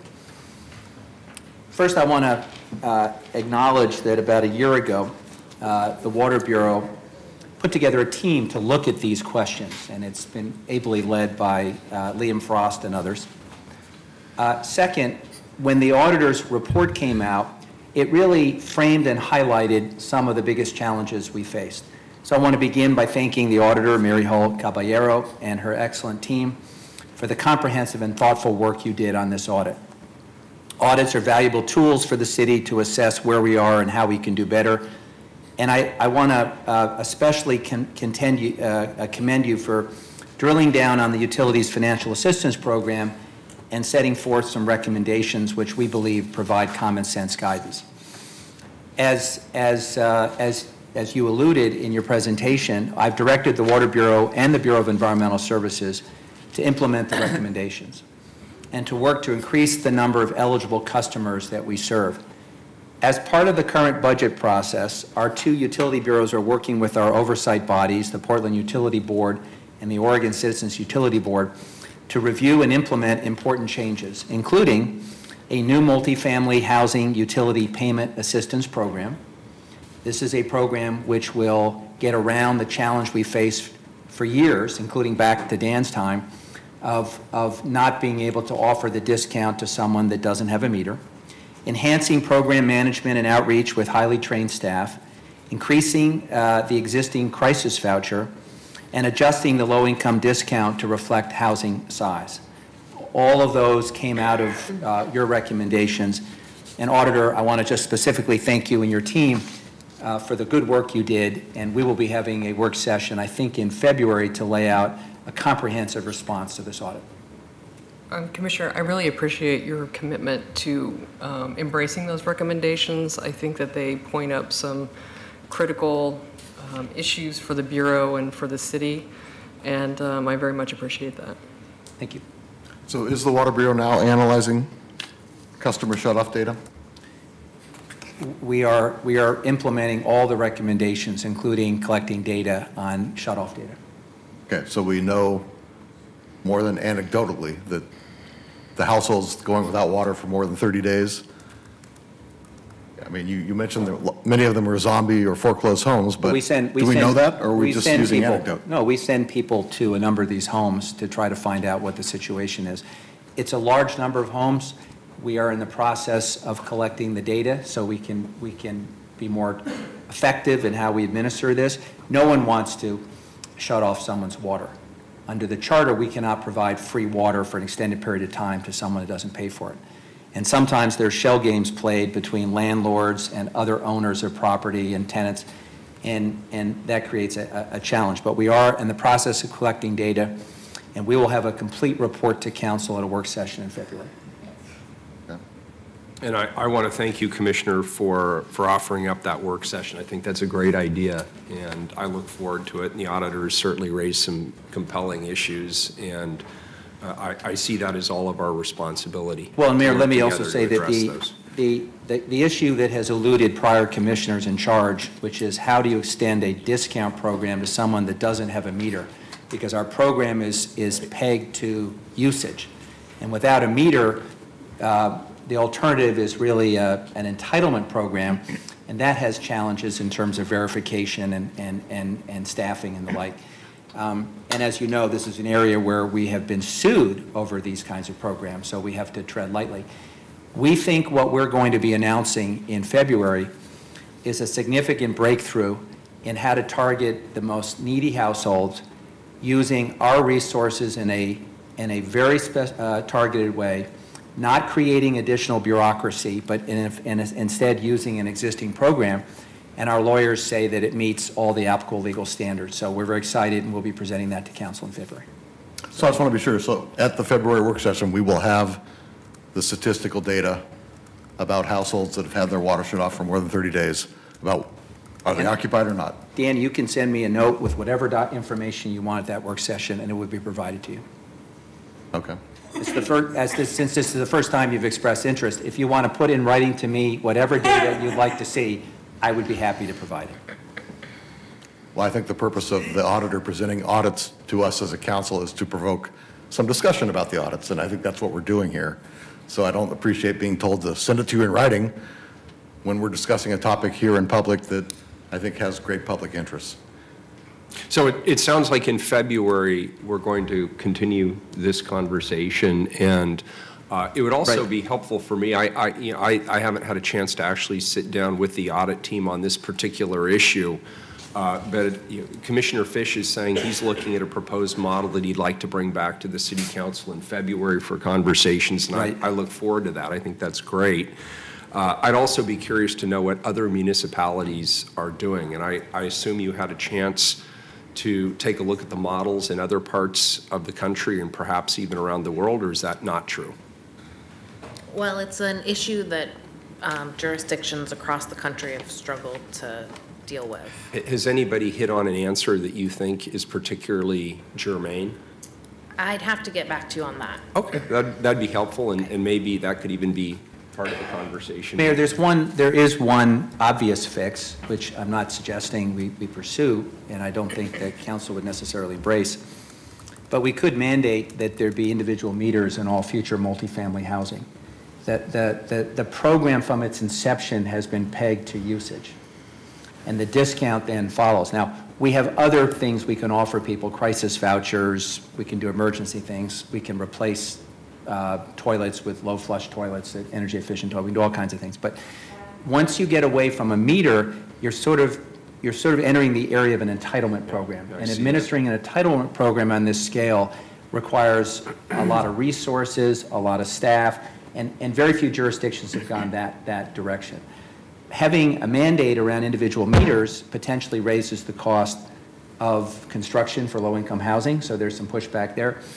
What we're going to propose instead is using an existing program to get the dollars to the neediest people, a program that this council has previously embraced as an efficient way of reaching low-income tenants. And again, our legal team believes this is a legal and practical way of expanding our discount program. And so not to get too far ahead of ourselves, because I really do want to give the team time to get to February to make the presentation, but it sounds like, having read the audit, that would be consistent with what you would be suggesting in terms of filling the hole. I think that the recommendations in the audit are broad enough that they could encompass a lot of different ways to reach the solutions, and we don't pick out any one in particular. And so I would think that the work session in February would illuminate a lot of those kinds of options for the council to consider. Great. Commissioner Daly? Yeah, I just wanted to thank Commissioner Fish for continuing to pursue this issue. I know it's been on his to-do list for a long time to expand the assistance program. He very kindly invited my team to join in the conversation, and honestly, we couldn't come up with a viable solution either, short of the 1 meter for every unit, which isn't necessarily feasible retroactively and is possibly cost prohibitive moving forward. And I would also like to say, as someone who has struggled off and on to keep all of my utilities on and pay my rent, that the Water Bureau, and I'm not just saying this because you're my colleague, has been the most reasonable utility to deal with. So thank you, Water Bureau, for that. Thank you. Great. Anything else, Commissioner, on this one? No, we look forward to coming and making a presentation and answering all your questions. And I want to thank, second Commissioner Udaley, I want to thank Commissioner Fish for having previewed this and taken it seriously, and I look forward to that February work session. So thank you, Commissioner Fish. Next of your items. So next we're going to discuss an audit of Prosper Portland. My name is Elizabeth Move the mic a little closer. And I'm a senior management auditor, and I led the Prosper Portland audit released in November.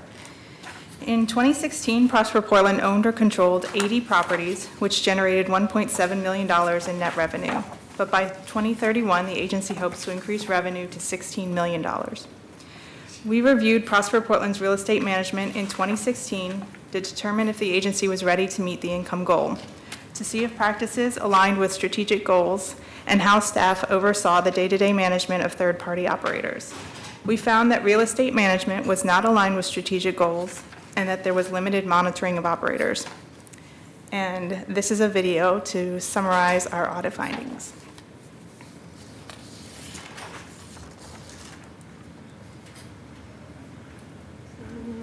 Maybe.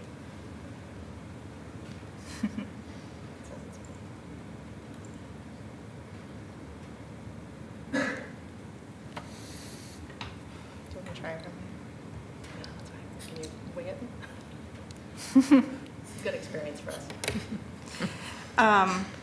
So what we found was that at the strategic level, the property management was not aligned with strategic goals, that there weren't programmatic or income goals for each property or for the portfolio as a whole.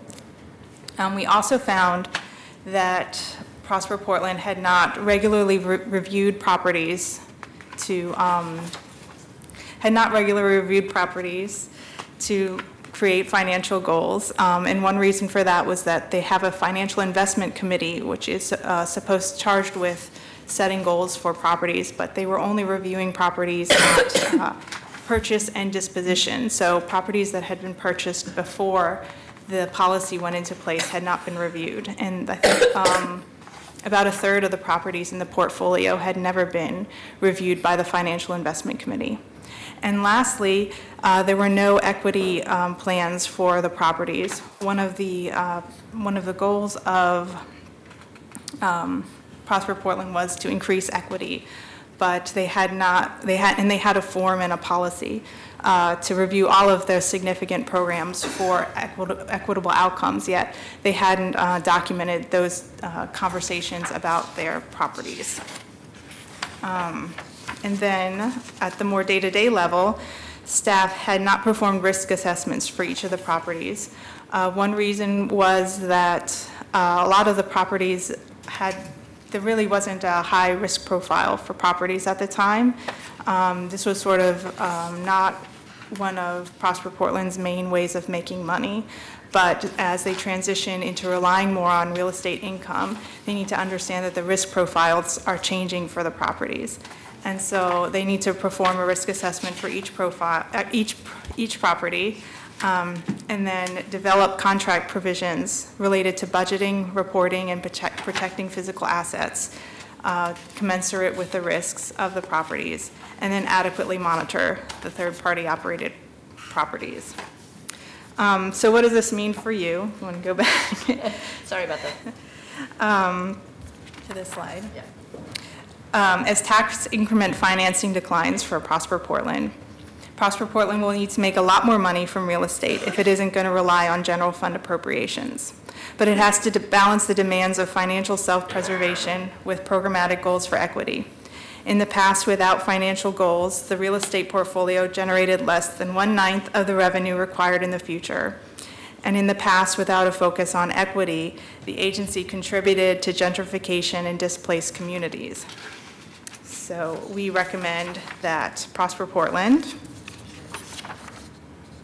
create program and income goals for each property, schedule regular reviews by the investment committee, document equity considerations, and at a day-to-day level, they should perform risk assessments, develop contract provisions related to risk, and adequately monitor third-party operated properties.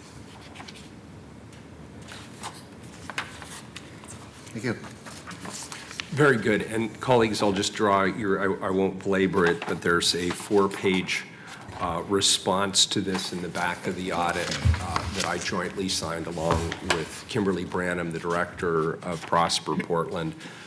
The long and short of it is we agree with the audit findings, and I'm pleased that under Director Branham's leadership, we've already begun to address many, although not all of the issues, and we're committed to this. So I would encourage you at your leisure to read the letter as well. Can I ask a question? Can we infer from this audit that if these recommendations are adopted and there is a more robust accounting for the properties and the kinds of things that you recommend, that you see no impediment to Prosper Portland continuing to change its business model, i.e. to become more of a property holder and income generator? So you're taking no position on the question of the mission and the future direction of the Bureau, which increasingly is, I think, is designed to provide a sustainable funding source so they can do their work. Your audit is limited to how they manage their existing portfolio. Is that fair? I think that's how I would describe it. Our audit scope was limited to how they're managing their portfolio, and I really couldn't comment on the rest of their the larger policy issues. Yeah. Good. Thank you.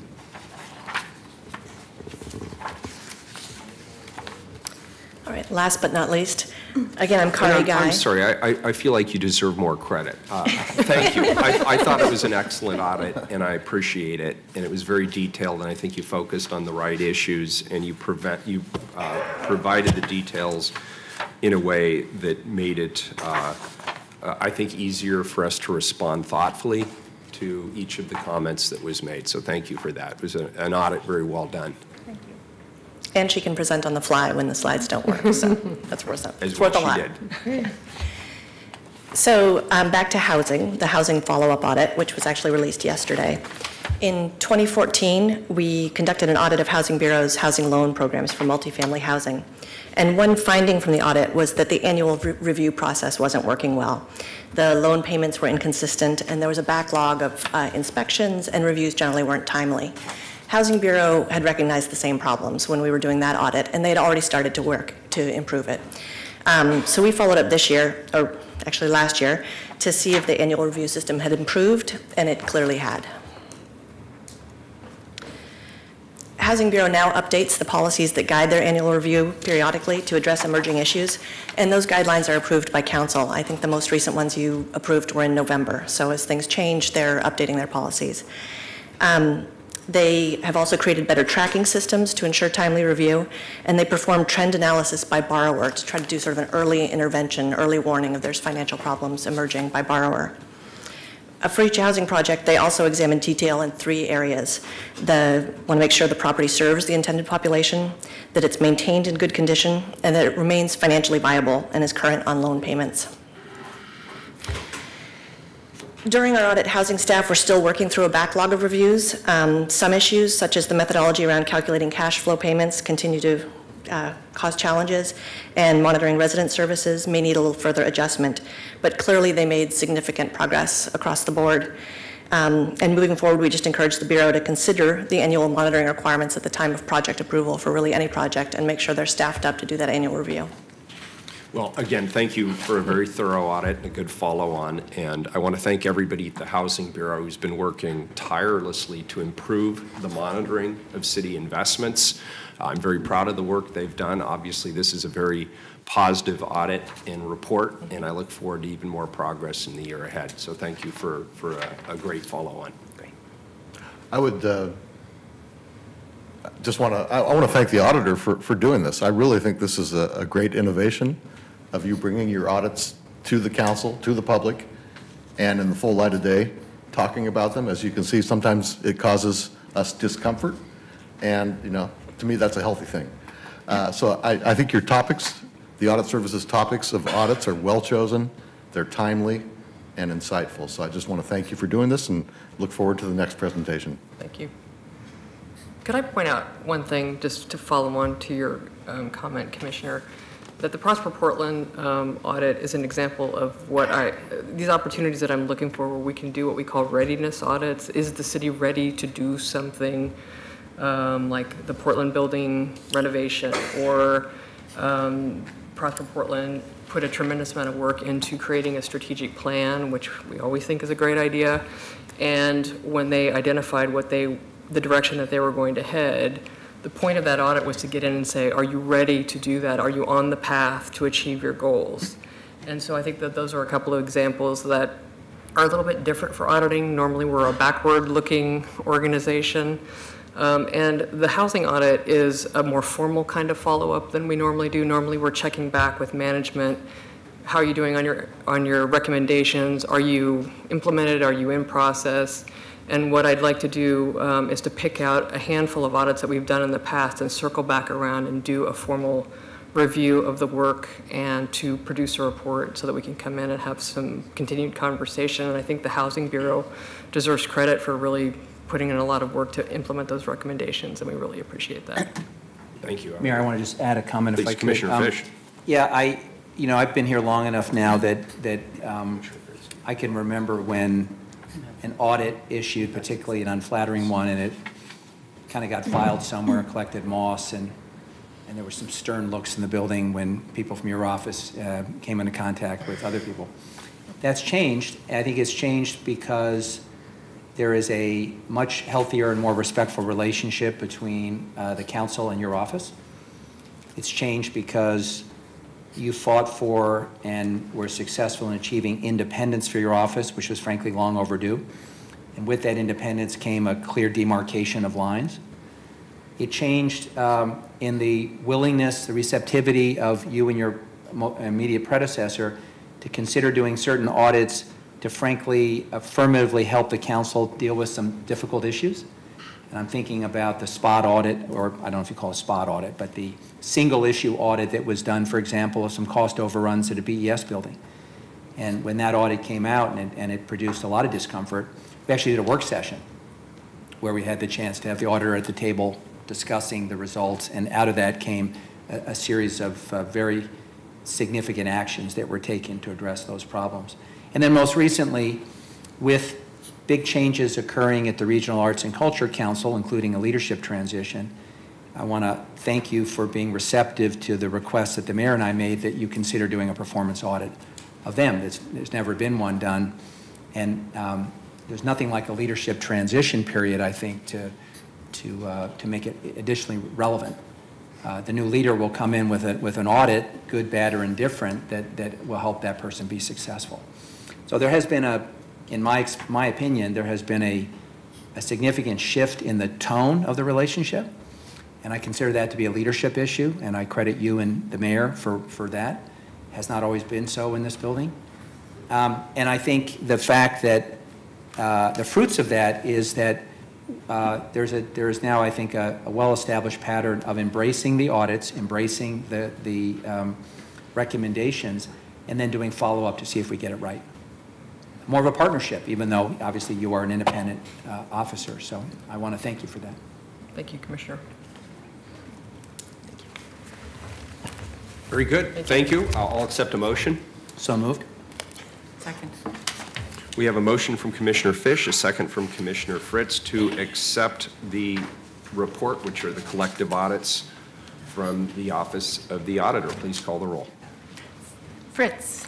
I join my colleagues in thanking the auditor for not only for these excellent audits, and thank you to the staff who've done them, but also for bringing these reports to council for a public review and discussion. I share the mayor's value of vocally discussing the findings. I remember back to the November 16 audit of the Office of Neighbourhood Involvement, and it would have been so great to have been able to have a conversation about that audit, obviously with the timing at the end of that year and the changeover in administration, and also that was before the auditor instituted this practice. That didn't happen, leaving only the option of dueling back and forth letters and or in the press, which is neither of which is what I have ever engaged in or tried not to. So I think this is a very constructive way to improve the city's processes and to provide accountability and to have that respectful relationship between the independent auditor and the members of the council. That is the way it should be. So thank you very much for all of this. Aye. Fish. 4 years ago, when we had another change in the mayor's seat, it's my understanding that the then auditor and the new mayor did not meet until in the fall of the first year. And if that's true, it is quite a statement. And I know, Mayor, that you made it a priority when you came into office that you met with the auditor, the independent auditor, as soon as you entered office. And I know that you had some conversations about how you wanted the relationship to work. And I think it has had a significant impact on the way in which the auditor's office and the council has interacted.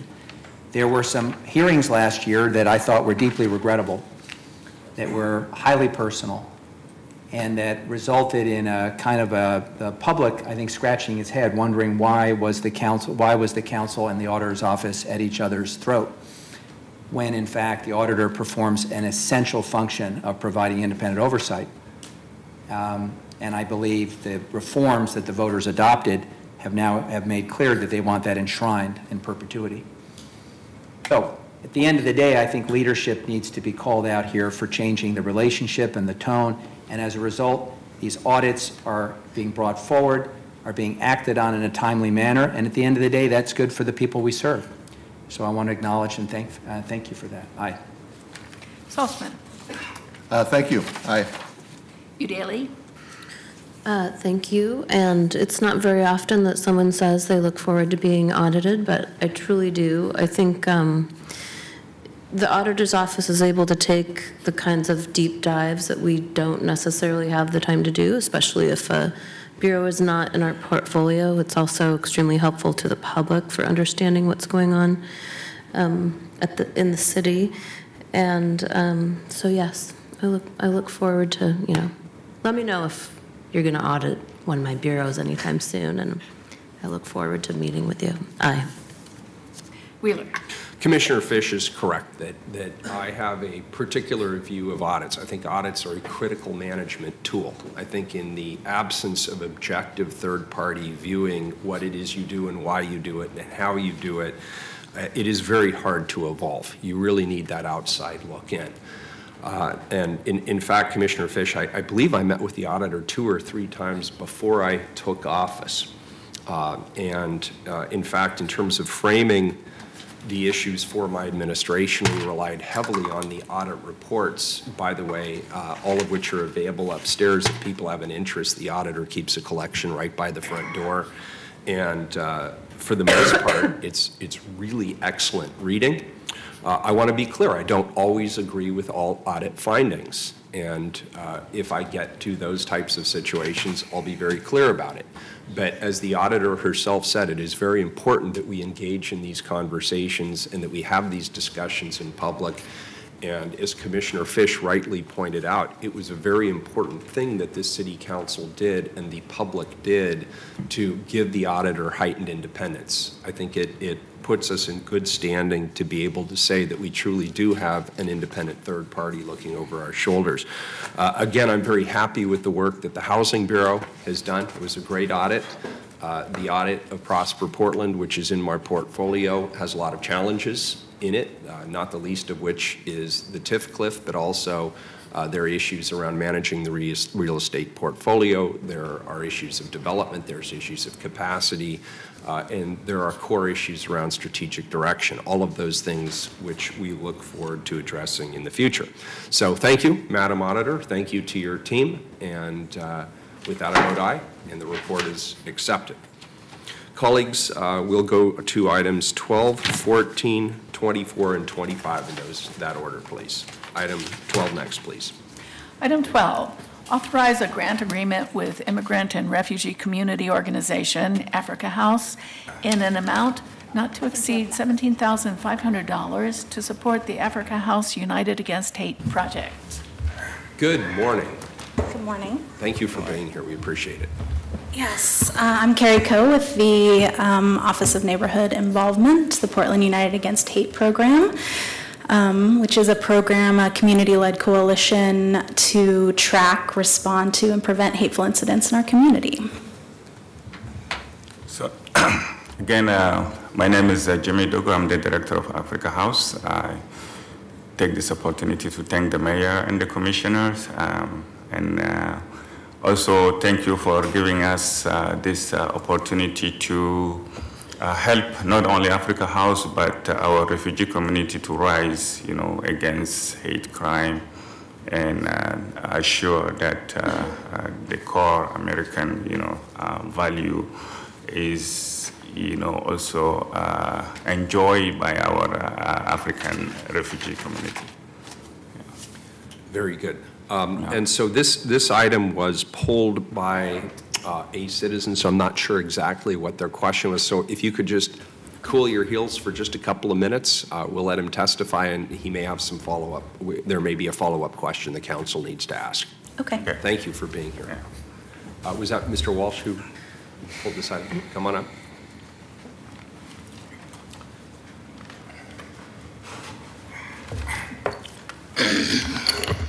My name is Joe Walsh. For the record, I represent Individuals for Justice.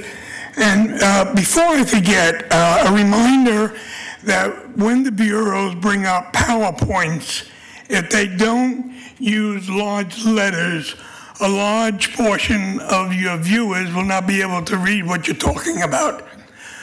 So I watched it again today, and I would say 25% of the PowerPoints I could not read. And I always use myself as an example because I have reasonable eyesight at my age. But there are a lot of people that are sitting at home that need to know what you're talking about. So again, I would ask you to do that. Now to the item at hand, we honor these people.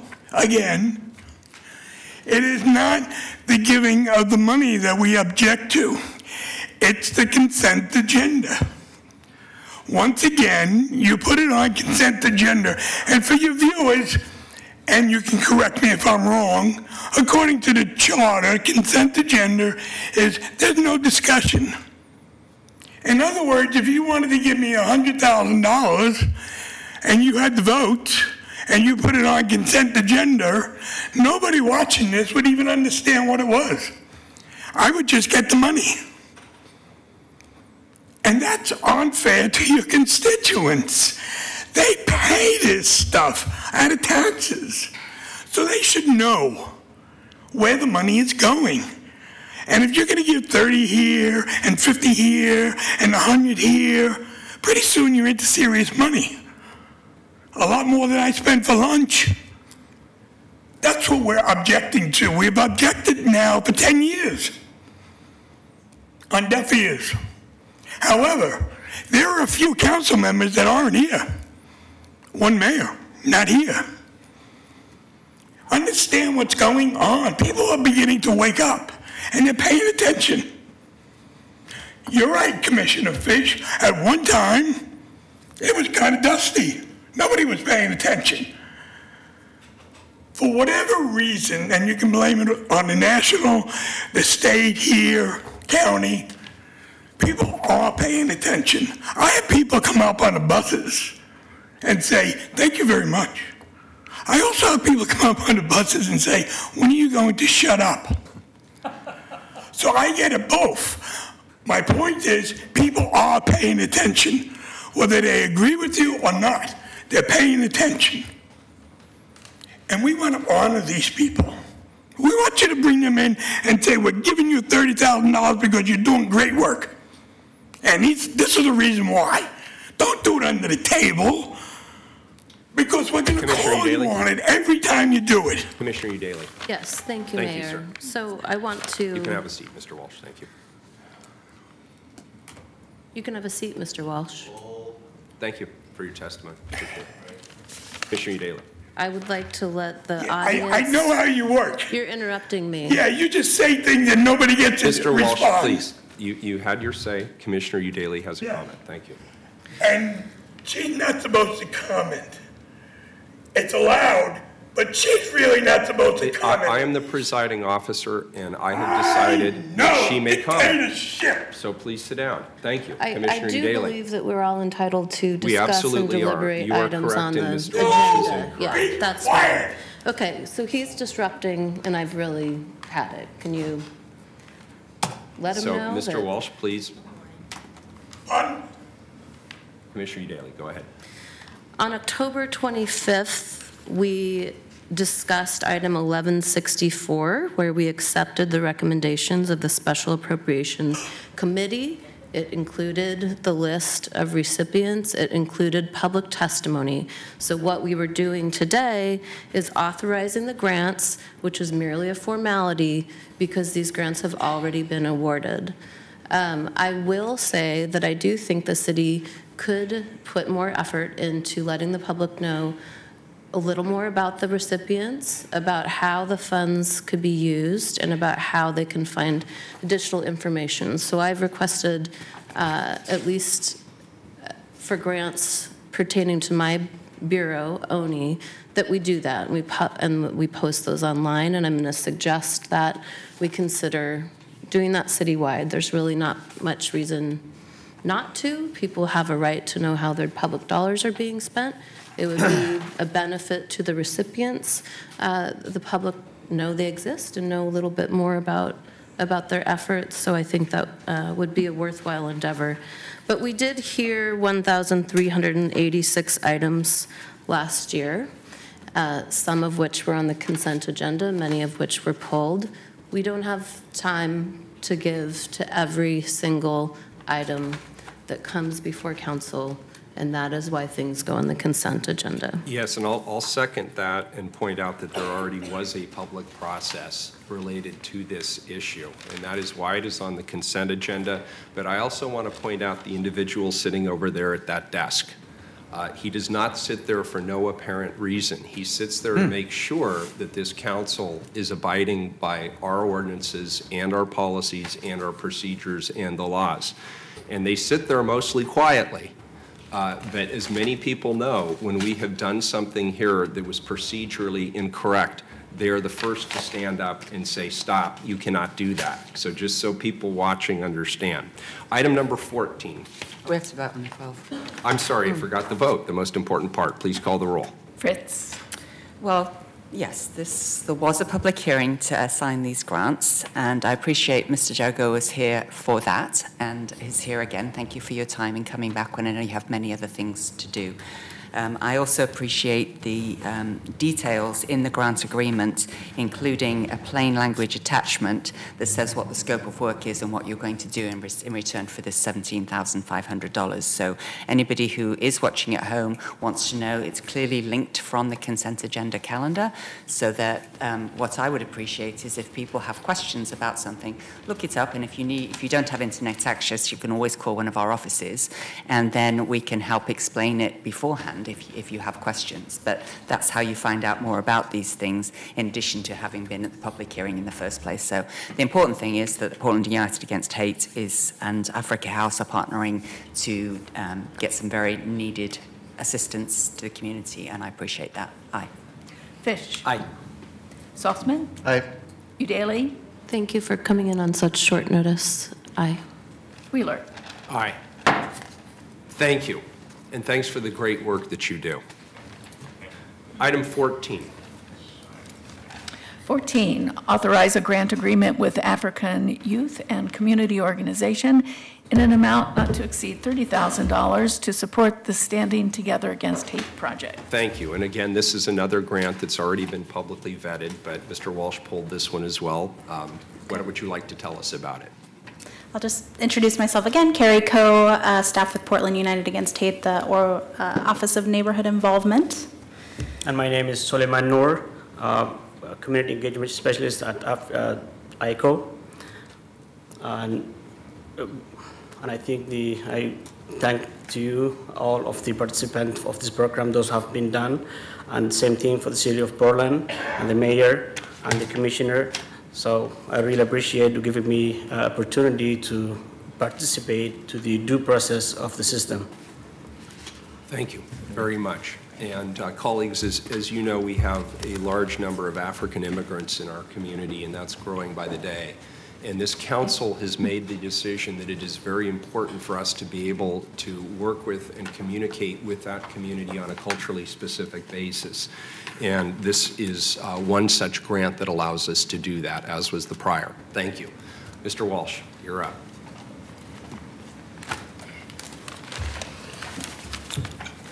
For the record, my name is Joe Walsh. I represent Individuals for Justice. Once again, your constituents should not have to be research people. You should explain it to them. And if you can't explain it to them, you should get out of office. You shouldn't tell them, well, here's a link, or you can find it here, or we had a meeting and we decided to do it here. You didn't decide to do it there. Would you please clear up this? This is the authority. You approve here. People that send you stuff recommend it to you. Make that clear to your people that are watching this. It's fuzzy. You keep fuzzing it. It's like an old TV that you can't get the correct picture on. So when you say, I had meetings, and we had 180, and we had this, and we had that, the people that are watching this and your constituents don't know what the hell you're talking about. They're looking at you now, currently, and they're saying, wow, they're giving $17,000, $30,000, $50,000, and if I didn't object to these, they would never have heard it, because it was consent agenda.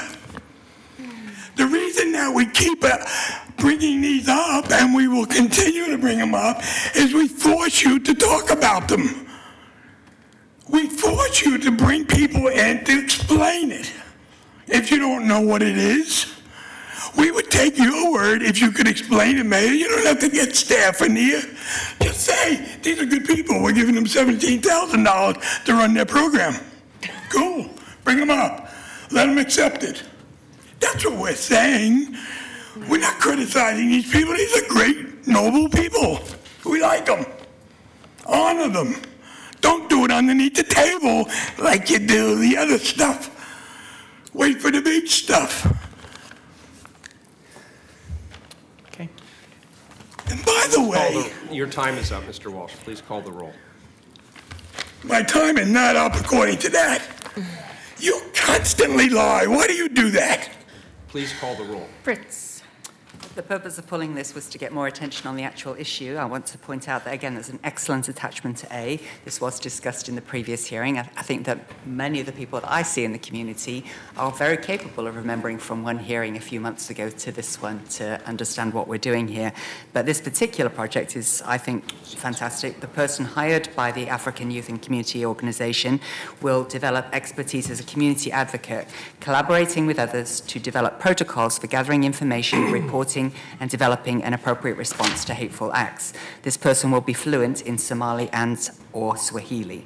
I think we have to remember that people are not always confident that contacting the government, especially in these times, is the right thing to do. And when people have come from other countries where that was definitely not the right thing to do, what they need to know is who's the person in the community that they can trust to go find out, is this something that can be reported? Is this something I can get help for without reporting it? And that's what this grant will do. So thank you very much for your work. Aye. Fish. Aye. Saltzman. Aye. Udaley. Aye. Wheeler. So I have now explained 4 times to Mr. Walsh that these are items that have been previously heard in a public hearing. They have been discussed. They have been vetted. The people who have had to come back today as these items have been pulled have now testified again. So I will simply say this one more time so the people at home are very clear. You are incorrect. These have been publicly discussed. I can repeat it 4 times, but at the end of the day, I cannot comprehend it for you. I vote aye. It has been approved. You lie! I do not, sir. Next item, 24. 24, appropriate $110,000 of contingency funding from the City General Fund to the Portland Police Bureau. amend a grant agreement with LifeWorks Net Northwest in an amount not to exceed $210,000 and extend funding through June 30, 2018 for the New Options for Women program. Yes, Commissioner Fritz would like a point of privilege. Mr. Walsh is about to leave. I just need to note that this item has not previously been discussed, and that's why it's on the regular agenda, and we're about to get a presentation on it. So thank you very much, Mayor. Colleagues, the item before us today provides much-needed funding for LifeWorks Northwest for the New Options for Women program, otherwise known as NOW. It provides trauma-informed care and services to women in Portland to help them leave the sex industry. In the past years, the city funded the NOW program through a combination of PPP general fund dollars and the U.S. Department of Justice Edward Byrne Memorial Justice Assistant Grant Program, the JAG program, grant funds. The NOW program has not received JAG funds for this year and will be unable to provide these necessary services to our community without the funds we're discussing today. I want to thank in particular Commissioner Saltzman for your leadership in ensuring this exemplary and necessary program receives this critical funding. And thank you to LifeWorks Northwest for the incredible service that you provide to our community every day. We're very appreciative and grateful. Commissioner Saltzman. Thank you, Mayor. I think you well described the situation here. As we know, sex trafficking is a significant issue plaguing communities across the country, and Portland is not exempt from these tragedies. New Options for Women is one of the only organizations providing services to women and girls who have been commercially or sexually exploited in the sex industry. We can't allow critical community organizations and the most vulnerable members in our community to suffer from failed leadership at the federal level, and that seems to be what's happening here. Failure to respond or failure to come through with funding is the same thing as neglect. So I want to thank you, Mayor, for your team's work on this, and I also want to thank Portland Police Bureau, New Options for Women, for doing this work. And we have here Kristen Williams, who is the program director for New Options for Women, and Officer Mike Gallagher. It's Mike, right? Right. Okay. That says Mark here in my talking points. Who's been doing tireless work as the preeminent officer in the Portland Police Bureau working on sex trafficking, and I appreciate your work. Thank you. Well, I feel like you covered everything I was going to say, so thank you. I'm Kristen Williams, so thank you for having us today. So just in general, a little bit of what you didn't touch on. So LifeWorks Northwest is a nonprofit agency that serves the Tri-County area. We serve over 19,000 people annually with prevention, mental health, and addiction services across the lifespan. And so the New Options for Women program is a program within that agency. And so, as was so eloquently already said, so I'll just briefly review. We provide mental health, addiction, and case management services to adult women 18 and over who are affected by the sex industry in Multnomah County. And we have partnered with the city since late 2008 providing these services, so thank you again for that. And what this program, there are so many unique aspects of this program, and several of them I will touch on today, is that every woman that does come into our program is not served by other services. We are the only program that I'm aware of that serves adult women for mental health, addiction, and case management services over the age of 18. We have a robust CSEC, commercially sexually exploited children service network in the city. And when they turn 18, it kind of drops off. And the NOW program is kind of the catchment for, and has been for adult women.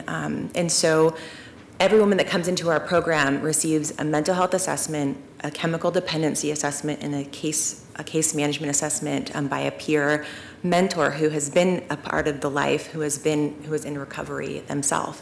So everyone receives an individualized treatment plan to help them address whatever barrier it is that's keeping them affected by the sex industry. So I wanted to just share that. We have a really unique approach because of our relationship with the Portland Police Bureau and the sex trafficking unit, where we can really work outside of the box because this is an outside of the box issue. And so we're able to do things such as get women in the same day. You know, we try to get them in within 48 hours of contact because that is a really vulnerable time. We are able to address basic needs, comprehensive case management, so if they don't have identification or birth certificate, things like that, and work with the Portland Police to address their needs. So And we also are able to, the NOW program holds the Sex Buyers Accountability and Diversion Program, which I know Mike's going to speak more about. But that's a diversion program that addresses the purchasers of sex, which is we wouldn't have these women coming into treatment if we didn't have the purchasers on that side of things. So this funding would help keep that vital resource to our community going. And there's so many things I would love to speak more about the program. And one thing I do want to say is that with our data, we have seen, because a few years ago, we really addressed and focused on the 18 to 25-year-old population, that kind of transition-aged group, and we have seen the average age of women in our program go down, which is great. That means we're connecting with them and they're accessing resources earlier, which can divert their life course, so they are utilizing city funds and resources less by being in the system, the recidivism of being rearrested, things like that. So we do see that is a great statistic. It used to be 48, 46 average age. Now the first quarter of this fiscal year, it was 31 was the average age, and 13 of our participants of the 37 were between 18 and 25. That's an increase, which is letting us know is on the treatment side that we are connecting to the women earlier to redirect their treatment. And I will turn over to Mike. So I'm Mike Gallagher. I work with the sex trafficking unit and have been involved with them since its inception about 8 or 9 years ago. What is very unique about Portland is that we do have a partnership with the LifeWorks program, and I've traveled and our teams traveled across the country to conferences and trainings, and we're one of the few major cities that have a team that partners. And when we say partner, we meet every 2 weeks. We talk 2 to 3 times a week about the women that are involved in the program, about the dynamic resources they can provide, and maybe somebody's got a job and can't go through the program they need, and working with us, and then we come up creative ways to help them through and work through that program to provide them the help that they need. Our approach 8, 9 years ago when we got started was livability issues. It was to get the women off the street so the neighborhoods can enjoy their life in their neighborhoods. And our focus has changed because the evolution of prostitution has sort of gone to the internet now, so we don't have the street level problems. Well, we have just as big a problem now, but it's behind closed doors. And the public doesn't see it, but we still have the need for resources like LifeWorks and the other partners we work with out there. We changed our focus to a lot of education, providing resources, and the education piece comes to the buyers, and that's that Johns School that I think we're all very proud of what it looks like. This year we had close to 180 men go through that. I provided you some of the comments that we receive at the end of that class. About 80% of the men that go through that class roughly write positive comments about attending that class and how it's changed their mindset about purchasing sex. And our recidivism rate is very, very low. We do catch the occasional guy that does repeat, and you're just not going to change those men. But for the majority of the men that we have go through that class, look at prostitution entirely different by the end of the day. So we partner with LifeWorks to put that class on.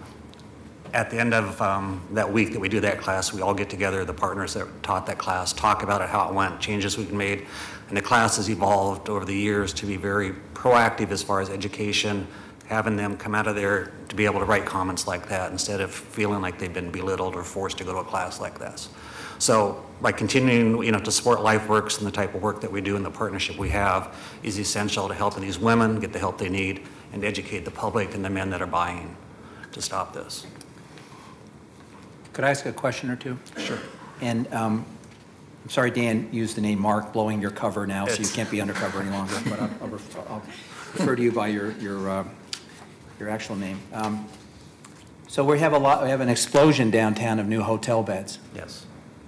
Are you getting the cooperation you need from the hotel companies in terms of reporting suspicious activity, particularly when there's sex trafficking of minors? There's sort of a twofold answer to that. The answer is yes. We have several hotels that work with us very closely to combat the trafficking issue, let us do missions in their hotels.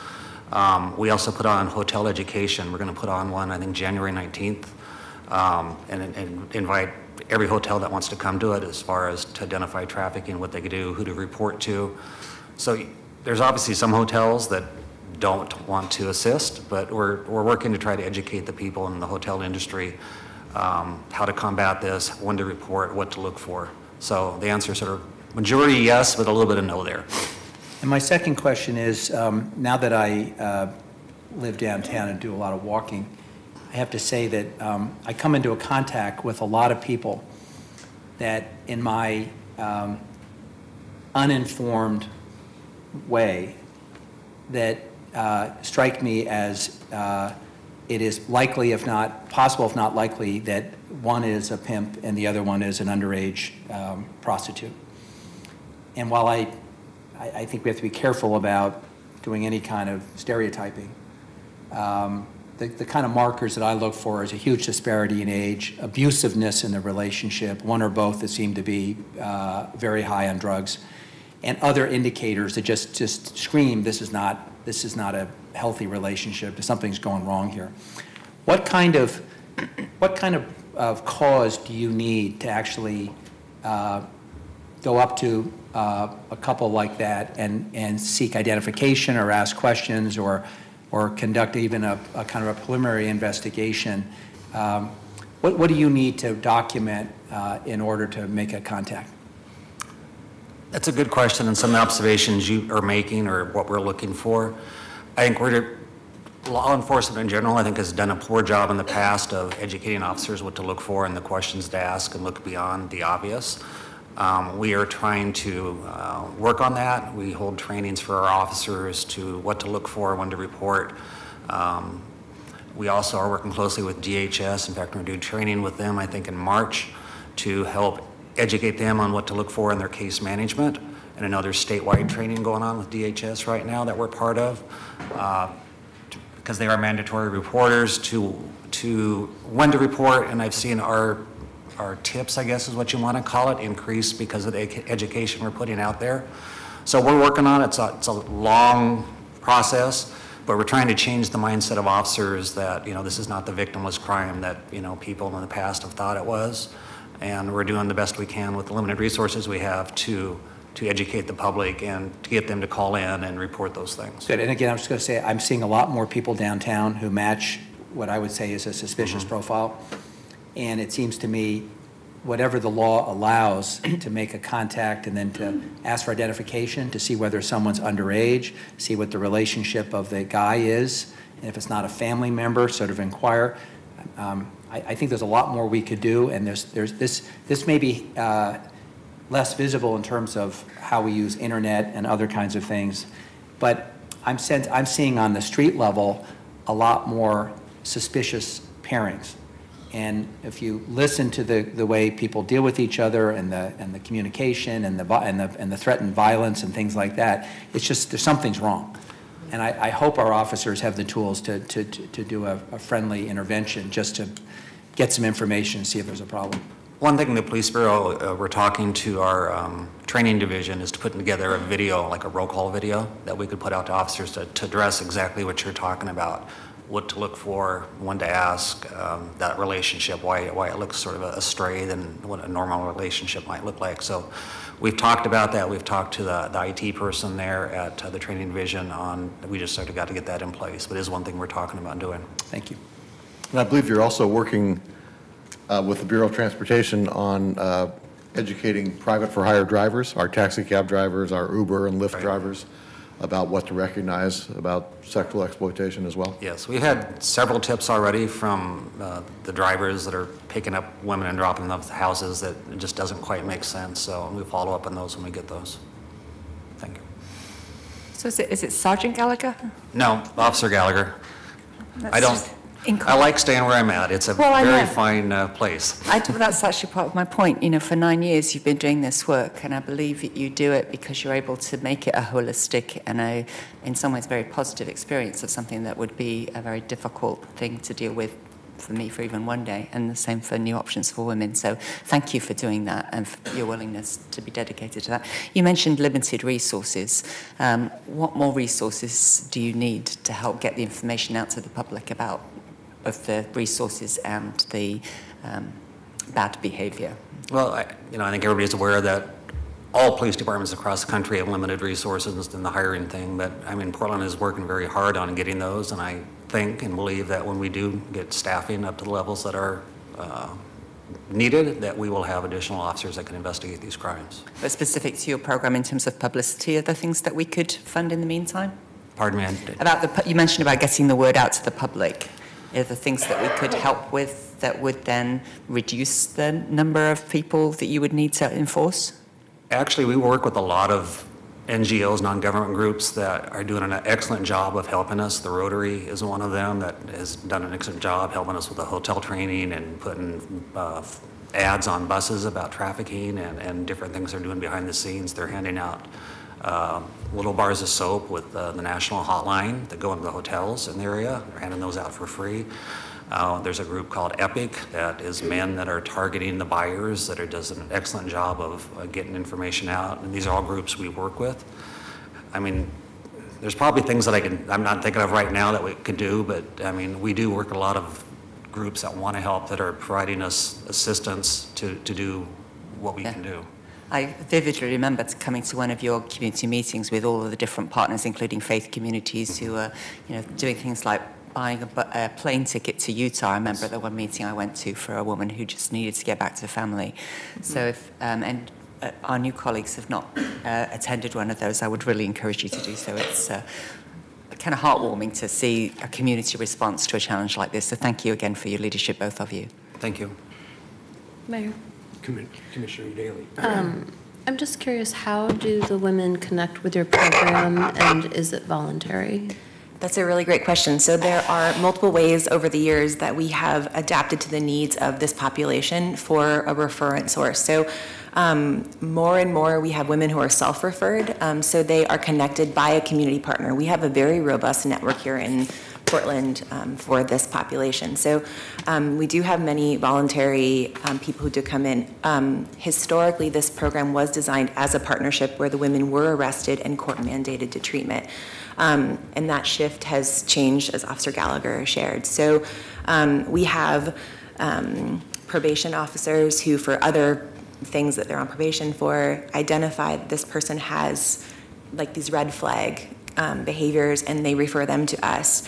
And also we have community partners refer people to us. People age out of other services. People come in through, LifeWorks is a large agency. They come into other service areas and they're identified and referred over. So there are quite a few resources. And we actually, the reason I wanted to point out that everyone has an individualized treatment plan. It's not just everybody has to do all of these things. It used to be that way when it was more cut and dry, arrested, referred, and it's adapted to the issue as we've learned about it over the years, and the need has changed. So now we identify what they need. If they really need case management because they are homeless and they have no identification, they haven't had regular access to health care, our case manager focuses on that. If they really need the chemical dependency, their addiction is the primary thing, we focus on that. So we really do tailor it to them. And I really have to credit our partnership with Portland Police Bureau because they've really supported the treatment side. We know treatment is that intervention that can reduce that recidivism. And we're always going to have those people that recidivate, right? I'm not going to ignore that data point, right?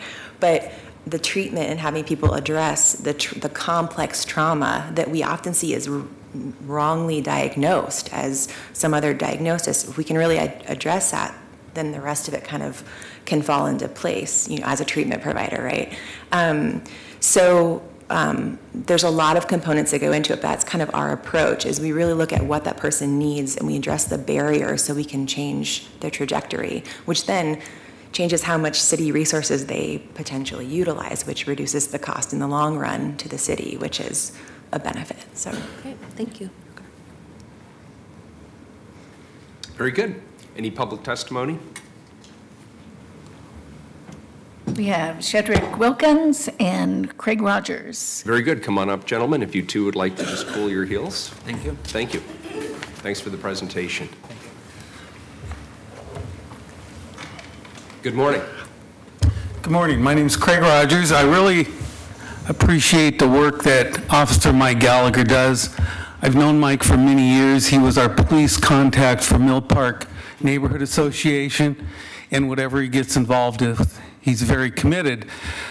Mayor Wheeler, as I understand it, one of the places you set your desk up on a corner when you were running for election was in the Montevilla neighborhood. And it's a wonderful business community down there.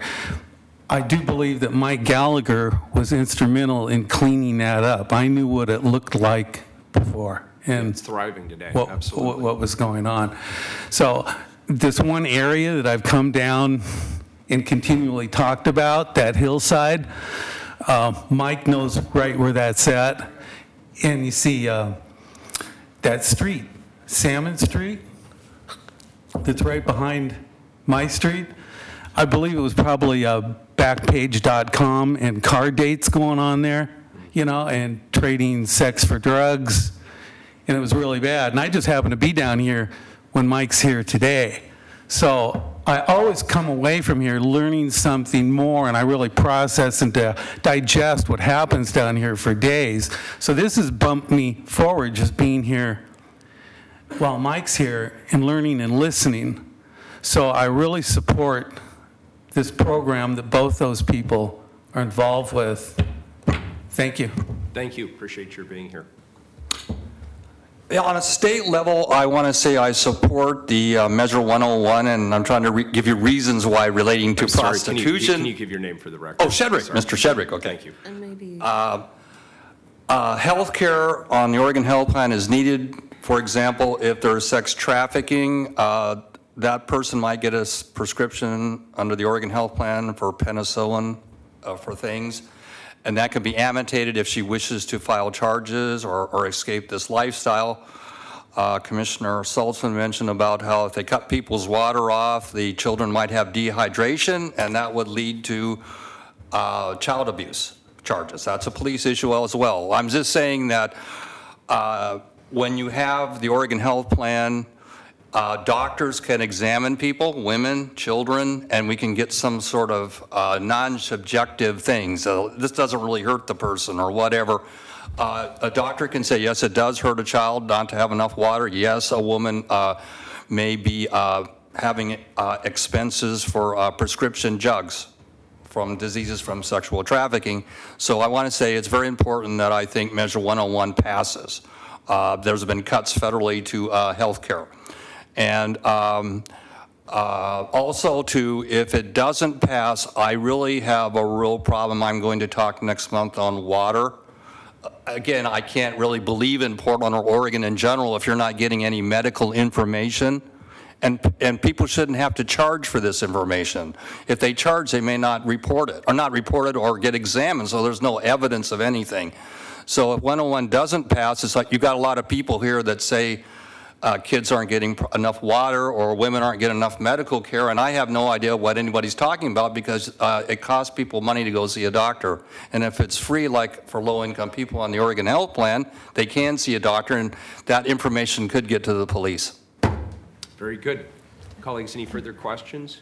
Please call the roll, Sue, when you get a chance, sir. Fritz.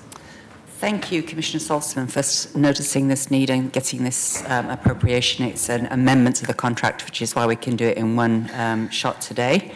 I would have to just say that preserving the money for this program is the vote that I'm perhaps most proud of in the last 9 years on the council. Commissioner Saltzman and Commissioner Fish will remember in 2013 we were cutting $25 million, and Mayor Hales did not include funding for this program in his budget, and so I voted against it and then had to change my vote, and we then appropriated the ongoing money in the full budget adjustment. And it's so necessary. People ask, why is the city responsible for funding programs for survivors of human trafficking? Isn't that a county service? The answer is yes, and it also does impact police services and public safety, and so that's why it's also a city responsibility. It's not an issue that one jurisdiction can or should take care of all by themselves. It's not only public jurisdictions, but it's also requiring a community response. I have previously been kind of averse to the concept of the so-called John School for sex buyers. But the presentation you gave today, Officer Gallagher, noting that so much of this sex buying has now gone off the street and into the internet and into back rooms. the program making the buyers get together and see each other as well as see the women, and giving the women an opportunity for the restorative justice of sharing their stories and how it's impacted them.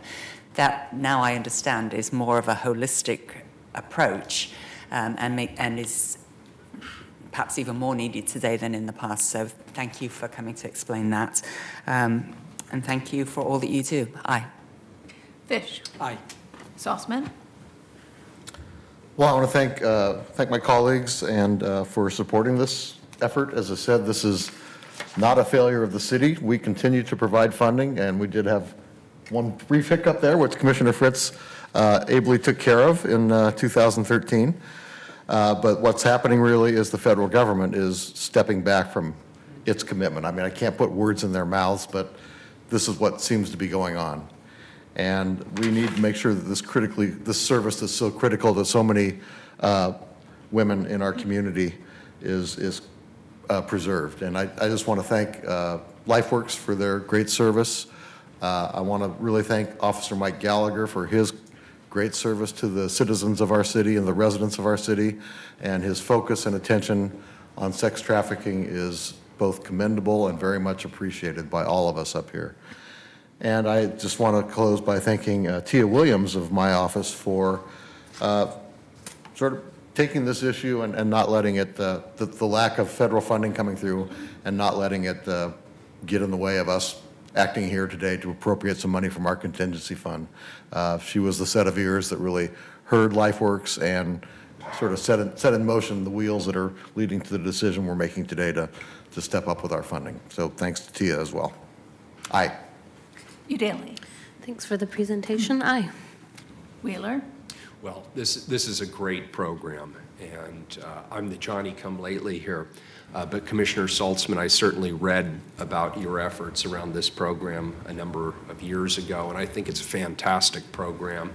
And LifeWorks is really one of the great service providers in our community. Kristen, thank you for coming in and presenting the NOW program. It is a wonderful program, and it truly targets the most vulnerable of the vulnerable in our community and gives them hope and gives them an opportunity for something better. And Officer Gallagher, thanks. You're yet another example of somebody who works for the Bureau who just does fantastic work. Often it is thankless, and sometimes it's less than thankless, but it is duly appreciated here. So thank you for your leadership. I vote aye. The ordinance is adopted. Next item, 25. Item 25, amend contract with Convergence Architecture to increase contract amount by $25,180 to provide additional architecture and engineering services for the 1900 building restroom upgrade project. Very good. Good afternoon. Good morning. Still morning, barely. Good morning, Commissioners. Good morning, Mayor. My name is Randy Selig, Construction Project Manager with OMF. I have with me Elshad Hajiev, Senior Business Operations Manager with BDS. This amendment is for our 1900 building restroom upgrade project. We have, in addition, a request from BDS to have finishes be included in the project. Originally, in our ADA project, it was really just addressing the ADA needs as well as energy efficiency. Doing that, we have affected a lot of the restrooms. They'll be getting new sinks, new counters, and it was brought to our attention that perhaps we should consider a renovation or remodel of the restrooms. We got a ballpark estimate from the architect to make a decision on that, and BDS decided they would like to pay for it and move forward. So this amendment is for the design services for finishes for $5,180. I'm also including a $20,000 ad should we need it for future on the design project. We are getting close with this finishes portion to finishing our construction documents with the hope that we'll be able to place it out to bid in the spring. Any questions? I don't see any. That was very succinct. Thank you. Is there any public testimony on this item? No one signed up. Very good. Please call the roll. Fritz. Thank you for your work. Aye. Fish. Aye. Saltzman. Aye. Udaly. Aye. Wheeler. Thank you for your patience as well. So we had 5 presentations today where the same guy was asking, when do you guys discuss these things in public? And he gets up and he leaves when we're actually having the public discussion. It's my toilets. Nobody's interested in my toilets. I have no doubt he'll be back next week wondering why we're approving these things. At any rate, I vote aye. The ordinance is adopted. Thank you very much for your Thank you. hard work on this. Thank you. Next item, 26, please. 26, authorize the Director of Environmental Services to amend the administrative order on consent with the U.S. Environmental Protection Agency to perform remedial design work at River Mile 11E in the Portland Harbor Superfund site. Commissioner Fish. Thank you, Mayor and colleagues. This ordinance moves a portion of the Portland Harbor Superfund site forward with the next step of the cleanup process, which is the remedial design. River Mile 11 East is a 38-acre area south of the Fremont Bridge. It has been the site of 100 years of industrial activity. 6 parties, including the City of Portland, are working with the Environmental Protection Agency to move the cleanup forward. And today I welcome Cindy Riles, Portland Harbor Technical Program Manager from the Bureau of Environmental Services, to give us a brief presentation. Welcome. Thank you, Commissioner Fish. Good afternoon, Mayor Wheeler and Commissioners. My name is Cindy Riles with the Bureau of Environmental Services. Thank you for the opportunity to present some of the details of this project to you today. Hopefully, I'll be brief. Many people are already familiar with the Portland Harbor Superfund site. It's a chemical cleanup of the Willamette River that extends from the Sauvie Island to about the Broadway Bridge. And EPA issued a cleanup plan for this 10-mile stretch of river last January. Because of the number of parties involved and the complexity of the site, some areas within the larger Superfund site will be moving forward with the next phase of cleanup ahead of the others. One of these areas is called the River Mile 11 East project area, and that's what I'm here to talk with you about. If you look at the map on this slide, river miles start at 0, where the Willamette meets up with the Columbia. And so River Mile 11 is at the far upriver end of the entire Superfund site on the east side of the river. The River Mile 11 East area consists of nearly 38 acres of river bottom and shoreline. It's hosted a wide variety of industrial facilities and overwater operations, in addition to many ongoing industrial and marine operations. It holds historic significance to the city as the location of the former Albina Engine and Machine Works, which was an active shipyard until the mid-1950s, including building or repairing over 25 vessels for the U.S. Army and over 170 vessels for the U.S. Navy, primarily during World War II. So here's a aerial modern-day photo of the site, and just to kind of help you orient where these activities will be taking place. You can see the Fremont Bridge at the bottom right-hand corner of the photo. The red bridge is the Broadway Bridge. In the far upper right-hand corner of the photo is Big Pink on the edge of downtown. And on the steel bridge to the left of the steel bridge, you can kind of make out Duckworth Dock in there. And so the site that we are talking about is where these ships are, kind of in the center of the photo.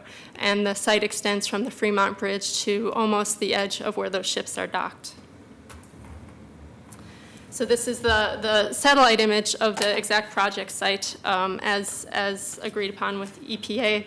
Again, it's on the east side of the river, right around the Fremont Bridge. So who is doing this work? We have creatively called ourselves the River Mile 11 East Group.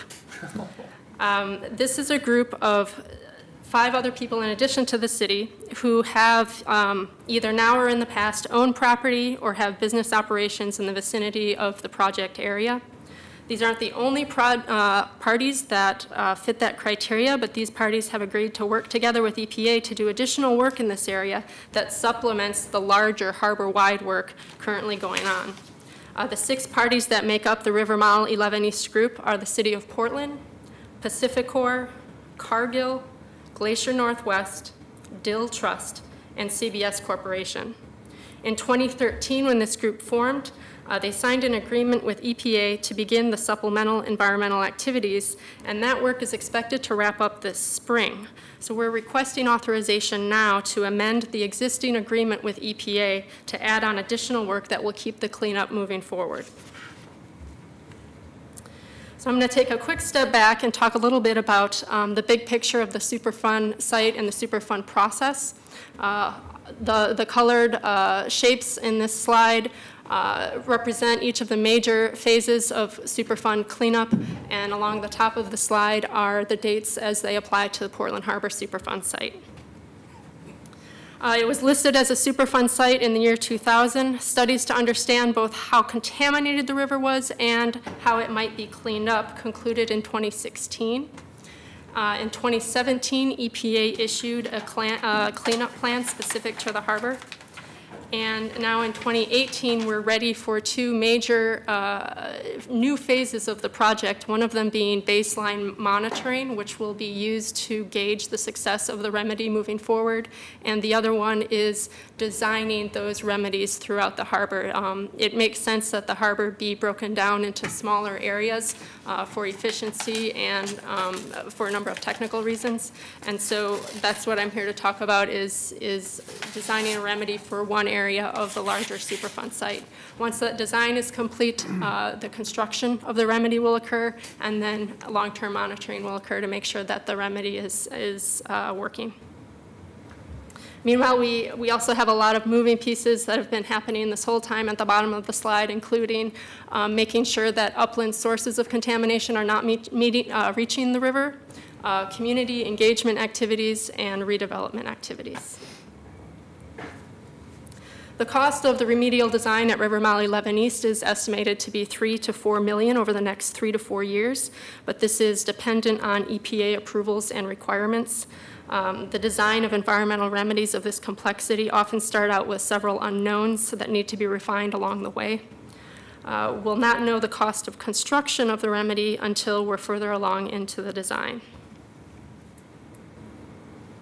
So the amendment that's the subject of the ordinance is based on an EPA requirement to complete the design for the cleanup of the project area. Some of the current unknowns that will be fleshed out during the process include figuring out design challenges such as active docks, steep banks, submerged debris, future dredging needs, consideration of bridges, and submarine power cables.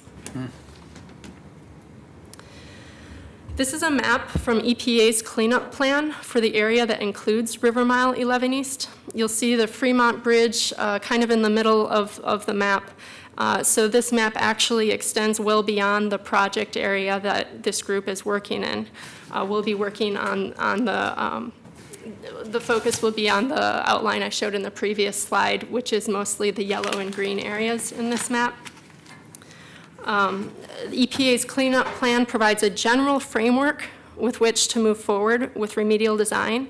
The green areas in this map are proposed capping areas, the yellow are proposed dredge areas, and the kind of peach color is monitored natural recovery.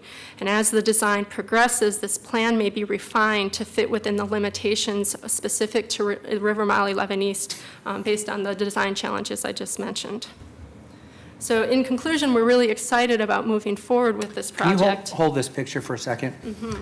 Colleagues, when Cindy previewed this PowerPoint, in some ways I thought this was the most striking photograph that she put in here. And I just want to call your attention to the fact that unlike the other slides she put in here previously, which showed industrial activity in the lower left-hand corner, that is actually what the Albina neighborhood looked like pre-urban renewal.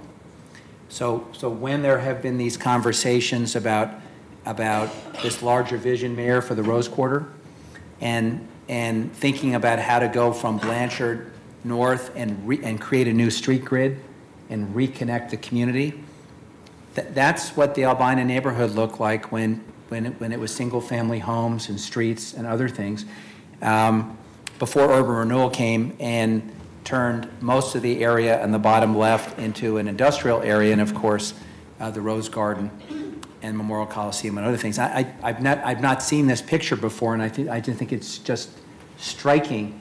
And I think one of the questions that we'll be asking over the next few years is as part of the a proposed Rose Quarter vision, are we committed to restoring the old neighborhoods and the integrity of the Albina district as reflected in this extraordinary photograph? So thank you, Cindy. Thank you. I'd be happy to answer any questions you have. Colleagues, any questions? Public testimony? No one signed up. Nobody's signed up. Well, then I'll just make a comment. I think this is great. And Commissioner Fish, I know that I've enjoyed a strong partnership with you on the Superfund issues. And while it is a daunting project, I also have to say it's been fun and it's been interesting.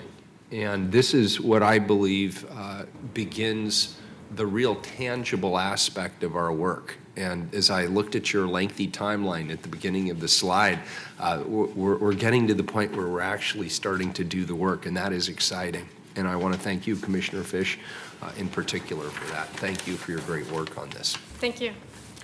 We'll call the roll. Fritz. It is indeed exciting, and congratulations. Thank you, Commissioner Fish, and also Mayor, for your support. Aye. Fish. When Mr. Kelly, Albert Kelly, was in town recently, special assistant to the EPA administrator, a former banker from Oklahoma, when Mr. Kelly was here, he reminded us that the EPA has a genuine sense of urgency about moving the Superfund sites. That same sense of urgency is not shared in some other areas of their jurisdiction, in things that we care about. But they have decided to put some resources behind moving the Superfund plans. I believe that Portlanders expect us to start showing some tangible results. And one way we do that is that we complete the planning process. We get in the river and we start doing the cleanup. And Mayor, if you're going to continue to insist on swimming in this leg of the river, I think the sooner we get it cleaned up, the better. But I'm very pleased with the partnership that we have to do the work, and I want to especially call out Annie Von Berg, who's here, who is our point person, the whole team at BES, our esteemed legal counsel. We have a number of lawyers providing great work on this. And I want to thank Amira Streeter on my team, who's my lawyer, and Sonia Schmansky and others in the office who have been working on this. I'm pleased to vote aye. Saltzman. Well, it is indeed gratifying to see some actual I don't know if it's shovel on the ground is the right analogy, but we actually seem like we're poised to actually do some work, and that's a good thing because this has been a long process, too long in my opinion. So thank you, Commissioner Fish, for bringing us to this point, and thanks to BES and for doing the great work here. Aye. Udaley. Thank you for the presentation. It's very exciting to see first step. Well, I guess it's not a first step. But yeah, shovel in the ground, whatever we're going to call it. Aye. Wheeler. Aye. The ordinance is adopted. Last item is the second reading. Please call item 27.